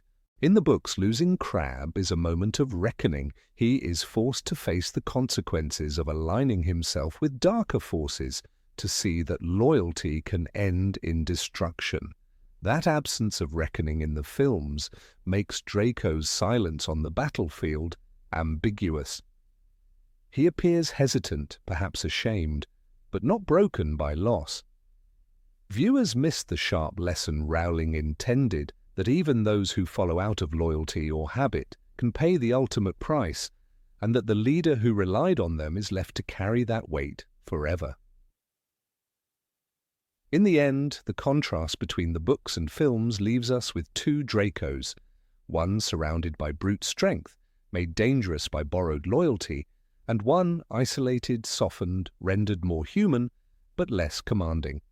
Crabbe and Goyle, though often dismissed as mere background, were in truth essential to understanding Draco's rise and fall. Their erasure from the screen was not simply the loss of two side characters, but the removal of a structural pillar of Malfoy's story. It is a change that continues to shape how new generations, meeting Draco first on screen, imagine the boy who once sneered from behind his friends' shoulders. Number 23, Draco and Quirrell's Year. In Philosopher's Stone, Draco Malfoy becomes a symbol of the everyday threat that hovers over Harry's attempt to live as a normal boy at Hogwarts. While Professor Quirrell harbours Voldemort beneath his turban and plots in shadows, Draco embodies a more visible and personal form of menace. His sneers in the Great Hall, his taunts about Harry's fame, and his open hostility remind readers that not all danger comes cloaked in curses. Rowling designs Draco's antagonism to pull Harry into conflict again and again, creating constant turbulence around what should have been a child's first year of discovery. The films, however, minimize this effect. By trimming the edges of Draco's schemes, they reduce his role from a narrative engine to a supporting irritant, altering how the audience perceives the dynamic between Harry and his rival. One of the most telling examples is the midnight duel that never found its way into the film adaptation. In the book, Malfoy manipulates Harry and Ron with a false invitation to fight, fully intending to get them caught wandering the castle after hours. The text captures the tension. Harry had never believed he would meet Malfoy in a duel. Malfoy had, of course, only wanted Harry caught out of bed and expelled. What begins as petty rivalry escalates into a pivotal event, pushing Harry, Ron, Hermione and Neville toward the forbidden corridor where they first encounter Fluffy, the three-headed dog. Guarding the trapdoor. Malfoy's cruelty acts like a lever, prying open secrets long before the trio would have stumbled across them otherwise. By erasing this scene, the film removes one of Draco's most influential contributions to the forward motion of the story. Rowling uses Malfoy to show how the grand arc of Voldemort's return is intertwined with the small, sharp conflicts of school life. Draco is not aware that his taunts about Harry's fame, his insults toward Ron's poverty, or his constant attempts to undermine Gryffindor's pride are feeding into something larger. But the cumulative effect is undeniable. He keeps Harry distracted, restless, and constantly on edge. In the classroom, Snape's favoritism amplifies Draco's arrogance, ensuring Harry's every attempt to excel is met with mockery. The book thrives on this tension. Voldemort lurks in the background, but Draco ensures that the danger feels immediate. The films, however, shift their emphasis. Voldemort dominates as the visible enemy, while Draco's presence fades to brief encounters and sneering expressions, robbing the first-year story of some of its intricate layering. The absence of the duel subplot also removes the moment when Hermione becomes bound to Harry and Ron's adventures. In the book, she follows them to stop the duel, only to get trapped with them outside Gryffindor Tower when Neville appears.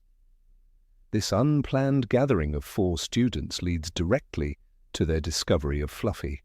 The catalyst for this chain reaction is Draco's trick. Without Malfoy's scheme, the trio plus Neville would not have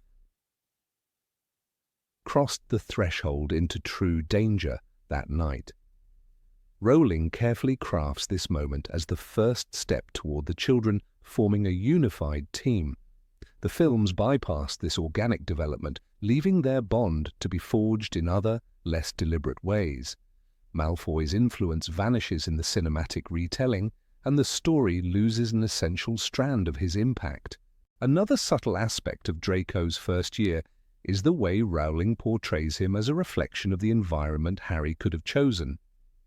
During their first meeting at Madame Malkin's robe shop, Draco casually mocks Hagrid and declares, "I really don't think they should let the other sort in, do you?" Harry's discomfort signals his rejection of Draco's worldview, yet this moment carries thematic weight. Draco is not merely an annoyance, but a reminder of the path Harry might have taken had he craved privilege more than friendship. In the books, this contrast echoes throughout the year. Every insult Draco throws at Ron or Neville reinforces Harry's decision to align himself with loyalty and kindness. The films reduce their first interaction to a brief, cold introduction on the staircase at Hogwarts, flattening the narrative resonance of Draco as a living temptation. The Quidditch subplot also reveals differences between book and film portrayals. In Rowling's version, Draco's antagonism pushes Harry into showcasing his talents as seeker, both inspiring admiration and deepening the rivalry. When Malfoy shouts insults during the first match, it is not only comic relief but also part of the larger web of hostility. Later, Draco challenges Harry to a duel again in front of Crabbe and Goyle, keeping the sense of feud alive. These scenes contribute to the relentless drumbeat of Draco's interference, painting him as more than a mere nuisance. On screen, his contribution to the Quidditch tension is reduced to quick remarks in the stands, losing much of the sting that the written words deliver. Rowling also uses Draco to deepen the emotional strain around Neville Longbottom, whose clumsy innocence makes him a target. When Malfoy taunts Neville in potions class, Harry and Ron come to his defense, which begins to forge the solidarity that defines Gryffindor House. Draco's cruelty creates moments of courage in others, shaping the heroes by forcing them to act. In the films, Neville's humiliation remains, but without the full context of Draco's manipulation. This subtle erosion of Malfoy's role means the audience loses sight of how he indirectly builds the bravery of his peers. The Remembrall incident is another scene where Draco's actions set crucial events into motion. When he steals Neville's glass ball and flies off, it provokes Harry into his first daring broomstick flight, which impresses McGonagall and earns him a place on the Gryffindor Quidditch team. The book captures Harry's impulsive decision. Harry had never ridden a broomstick before in his life, but he knew instinctively what to do. Malfoy's pettiness becomes the spark that ignites Harry's path as a seeker, shaping much of the series to come. The film retains the flying scene, but frames it more as Harry's natural brilliance than the result of Draco's provocation. Again, Malfoy's role as a hidden driver of the plot is diminished. The narrative importance of Draco in Philosopher's Stone also lies in the way he provides a visible antagonist who complements Quirrell's hidden danger. Voldemort's return simmers in secret, revealed only in fragments until the climax. Draco, on the other hand, ensures that Harry never has a moment of peace in his daily life. This balance between the unseen and the seen is part of Rowling's storytelling design. The book allows the reader to feel both kinds of tension at once: the small, personal enemy in the classroom and the great cosmic enemy in the shadows. The film, by sidelining Draco, tips the balance too heavily toward Voldemort, missing the texture of layered antagonism. Even in moments that seem trivial, Draco serves the story's rhythm. His constant interruptions in class, his smugness at Snape's favoritism, and his attempts to sabotage Gryffindor keep the tone of the year uneasy. Harry is never permitted to relax because Draco won't allow it. When the book describes Draco's sneering, "You'll be next, mudbloods," at Hermione after a Slytherin victory, it plants seeds for future conflicts that grow in later years. Although this specific insult comes later in the series, the foundation is laid in the first year by showing Draco's disdain for anyone who challenges his superiority. The films compress this development, offering little of the groundwork for Draco's eventual role as more than a bully. The Midnight Duel subplot also serves as an early showcase of the castle itself as a character. In the book, Harry and his friends sneak through dark corridors, hear the echo of Filch's footsteps, and stumble into forbidden spaces. The tension of being hunted by a caretaker and his cat is woven together with Draco's trickery. By removing the duel in the film, Hogwarts becomes less of a labyrinth filled with danger at every turn. Draco's hand in guiding the trio into those corridors demonstrates how even his pranks enrich the sense of peril. Without it, the cinematic Hogwarts feels flatter, less alive with hidden threats. Draco's antagonism in the first book also ensures that the theme of choice remains in focus. Harry must continually decide how to respond, whether to fight, ignore, or rise above Malfoy's cruelty. Rowling frames these choices as small rehearsals for the greater choices Harry will face with Voldemort. The scene in which Draco offers friendship in their first encounter is the clearest example. "You'll soon find out some wizarding families are much better than others, Potter. You don't want to go making friends with the wrong sort." Harry's rejection is decisive, setting his moral compass. The films retain this moment, but strip away the numerous smaller decisions Harry faces because of Draco, thus weakening the motif of everyday choices leading to defining moments. The interplay between Draco and Quirrell's plots creates a unique duality in the first year's story. While Quirrell hides under layers of deception, Draco acts openly, almost flamboyantly. Together they form the twin pressures on Harry, the subtle danger of Voldemort's schemes and the blatant hostility of a peer. Rowling's design is clever, giving readers tension from both ends. The loss of Draco's narrative weight in the films leaves Quirrell isolated as the sole antagonist, which narrows the scope of the conflict and simplifies what was originally a multi-layered year of peril. By the end of Philosopher's Stone, Draco has failed in all his schemes, but his impact is undeniable. He lures Harry and his friends into the corridors that lead to discovery, provokes Harry into flying, and keeps Gryffindor House perpetually under attack. Rowling ensures that Draco's role is not to triumph, but to test, to sharpen Harry's resilience, and to accelerate the pace of events. The films choose to present him as a boy who sneers in the background, less an active participant, and more a decorative antagonist. This shift changes the way audiences perceive Draco's importance in Harry's story, particularly in the earliest days when the foundations of rivalry were being laid.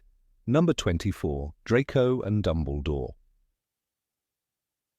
Under the shadows of the Astronomy Tower, Draco Malfoy is transformed from the sneering boy who mocked Harry Potter on the Hogwarts Express into a trembling young man facing a demand he cannot meet. The book devotes long pages to this moment, and the weight of the scene is felt through Albus Dumbledore's calm presence against Draco's shaking hands. In Harry Potter and the Half-Blood Prince, J.K. Rowling writes, "Draco, Draco, you are not a killer." These words do not just stop a spell, they strip away the facade Draco has built throughout his years at Hogwarts, leaving him vulnerable and exposed. The reader is made to understand that this is not the Malfoy heir of cold aristocratic ambition, but a boy who has been used as a pawn by Lord Voldemort. In the books, the confrontation is slow, deliberate, and hauntingly human. The film, however, while visually striking, condenses the tension, reducing Draco's long inner battle to a shorter, cinematic exchange. Something essential about his humanity becomes thinner in translation. The strength of the book lies in how Rowling allows silence to fill the space. Draco's wand trembles, his thoughts spiral between pride and terror. Dumbledore's calm voice guides him, offering him a way out, but Draco clings to the belief that failure means death. The audience is allowed to linger in his fear. In the film, the pacing demands that the conflict be resolved quickly. We see Tom Felton's brilliant performance, his eyes wide and his lip quivering, but there is no room for the endless hesitation that makes the book's Draco so memorable. In literature, hesitation is power. On screen, hesitation is often trimmed. Thus, the adaptation alters the rhythm of Draco's downfall, giving us less of the fragile boy and more of the spectacle of betrayal. The tragedy of Draco's mission is that it is doomed from the start. Voldemort gives him a task designed to break him, kill Albus Dumbledore. No one, not even Draco's own parents, truly expect him to succeed. In the book, Rowling shows us how this burden corrodes his spirit. His once pale, polished appearance fades as he grows gaunt, hollow-eyed, and withdrawn. He cries in the bathroom where Harry overhears him, the arrogance stripped away, replaced by despair. By the time he stands on the Astronomy Tower, he is already broken. Dumbledore recognizes this, speaking not to the would-be assassin, but to the lost child. In the movie, Tom Felton portrays this vulnerability with quiet intensity, yet the subtle build-up of months of fear is compressed into fleeting glimpses. The essence remains, but the depth is shallow, compared to the novel's lingering narrative. Draco's interaction with Dumbledore is one of the most profound demonstrations of moral conflict in the series. Unlike Voldemort, who kills without hesitation, Draco cannot step across the final line. This makes him human, and that humanity is his salvation. Dumbledore, who has spent years reading people, sees it instantly. He does not raise his wand, instead he raises his words. His insistence that Draco is not a killer is not only a statement of fact, but also a lifeline. In the book, this lifeline stretches across pages, with Dumbledore offering protection, sanctuary, even forgiveness. The film cannot afford the same luxury, so Draco's choice feels more abrupt. Still, the camera lingers on his indecision, showing a boy caught between the shadow of Voldemort and the fragile thread of mercy. The difference between page and screen becomes even clearer when considering Harry's perspective. In the novel, Harry is immobilized under his invisibility cloak, forced to watch the entire exchange in silence. His helplessness mirrors our own as readers. We want to shout at Draco to drop his wand, to listen to Dumbledore, to resist Voldemort. In the movie, Harry is visible hiding below, but his emotional turmoil is not drawn out in the same way. We do not hear his internal pleas or feel his pounding heart. The adaptation sacrifices the claustrophobic intimacy of Harry's viewpoint, where the audience is trapped in stillness, to maintain cinematic pacing. This shift reduces the weight of Draco's agony, because part of its impact lies in Harry's realization that his rival is not his enemy, but another victim of Voldemort's cruelty.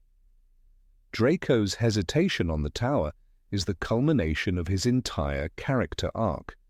From the moment he calls Hermione Granger a mudblood in Chamber of Secrets, to the way he struts about Slytherin House as if it were a throne room, his identity has been built on superiority and cruelty. Yet all of this posturing unravels when faced with true darkness. The book shows that arrogance is no armor against terror. The mask of Draco Malfoy crumbles, and underneath is a boy who loves his parents, fears failure, and cannot kill. The film gestures toward this truth, but gives us only fragments. Tom Felton's performance carries what the script cannot, but without the drawn-out pleading of the novel, Draco's humanity risks being overlooked by casual viewers. One of the most powerful contrasts lies in Dumbledore himself. In the book, he is calm but not passive. He speaks with gentle firmness, coaxing Draco toward confession. He acknowledges Draco's suffering, saying that he knows about the attempts on his life, the cursed necklace, the poisoned mead. He lays bare the reality that Draco has been cornered.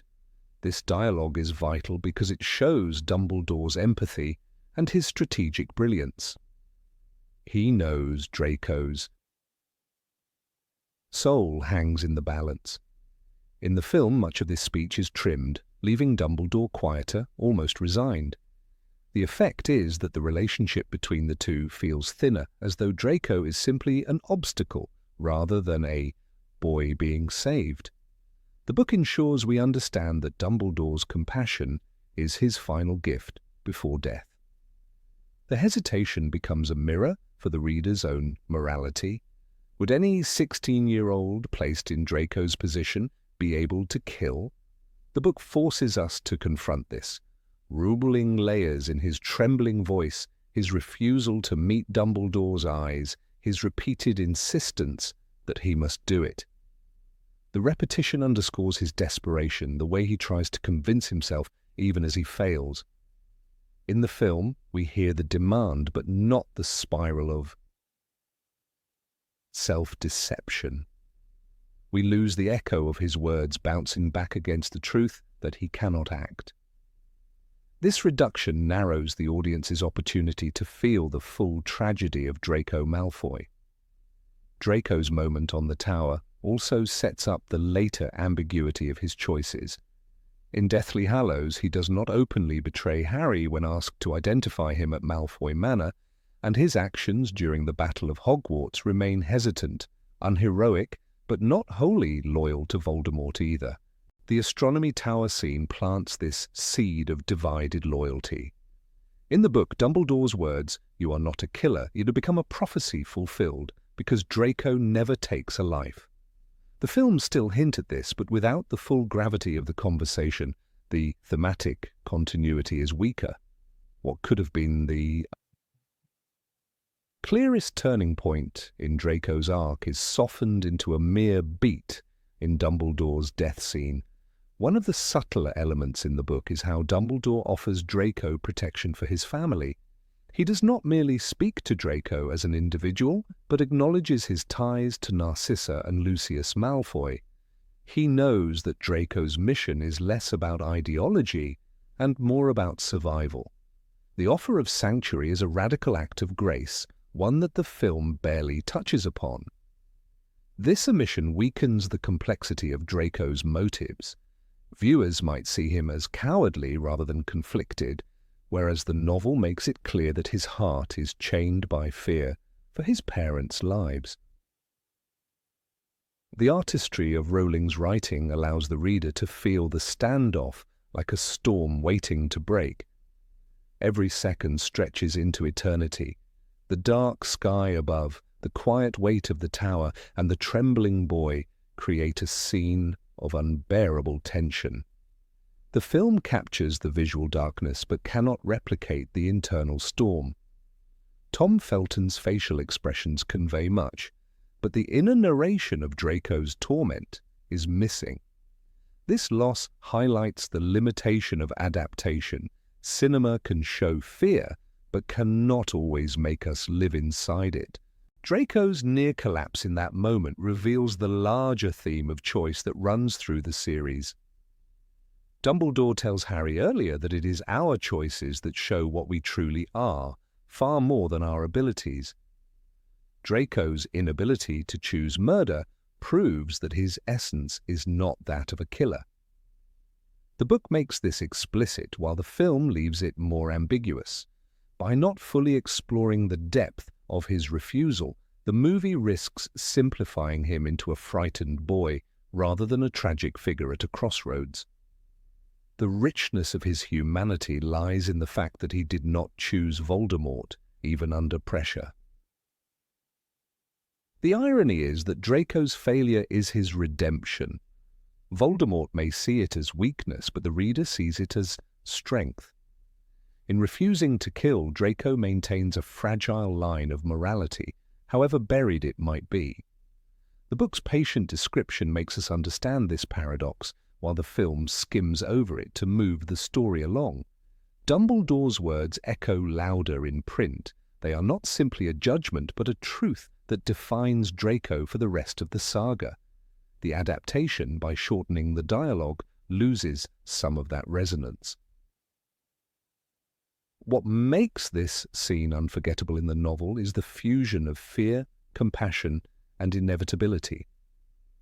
Draco, trembling on the edge of adulthood, is given a chance to step back from the abyss. Dumbledore's wisdom shines not in grand displays of power, but in the quiet recognition of a boy's breaking heart. The film shows us the surface, but not the depths. We see the fear, but do not live in it. We hear the words, but not the echoes. It is a faithful recreation in image, but not in spirit, and in this loss, Draco Malfoy's most human moment becomes less visible to those who only watch and never read. Draco's interaction with Dumbledore is not merely about one boy's failure to commit murder. It is about the fragile boundary between good and evil, strength and weakness, childhood and adulthood. In the book, that boundary is illuminated by the line, "You are not a killer." It reverberates across Draco's life, shaping his choices and haunting his conscience. In the films, it flickers briefly before the fatal spell strikes. Both versions give us a Draco transformed, but the novel ensures that transformation pierces the reader's heart, while the screen offers only a glimpse of the boy who could not kill.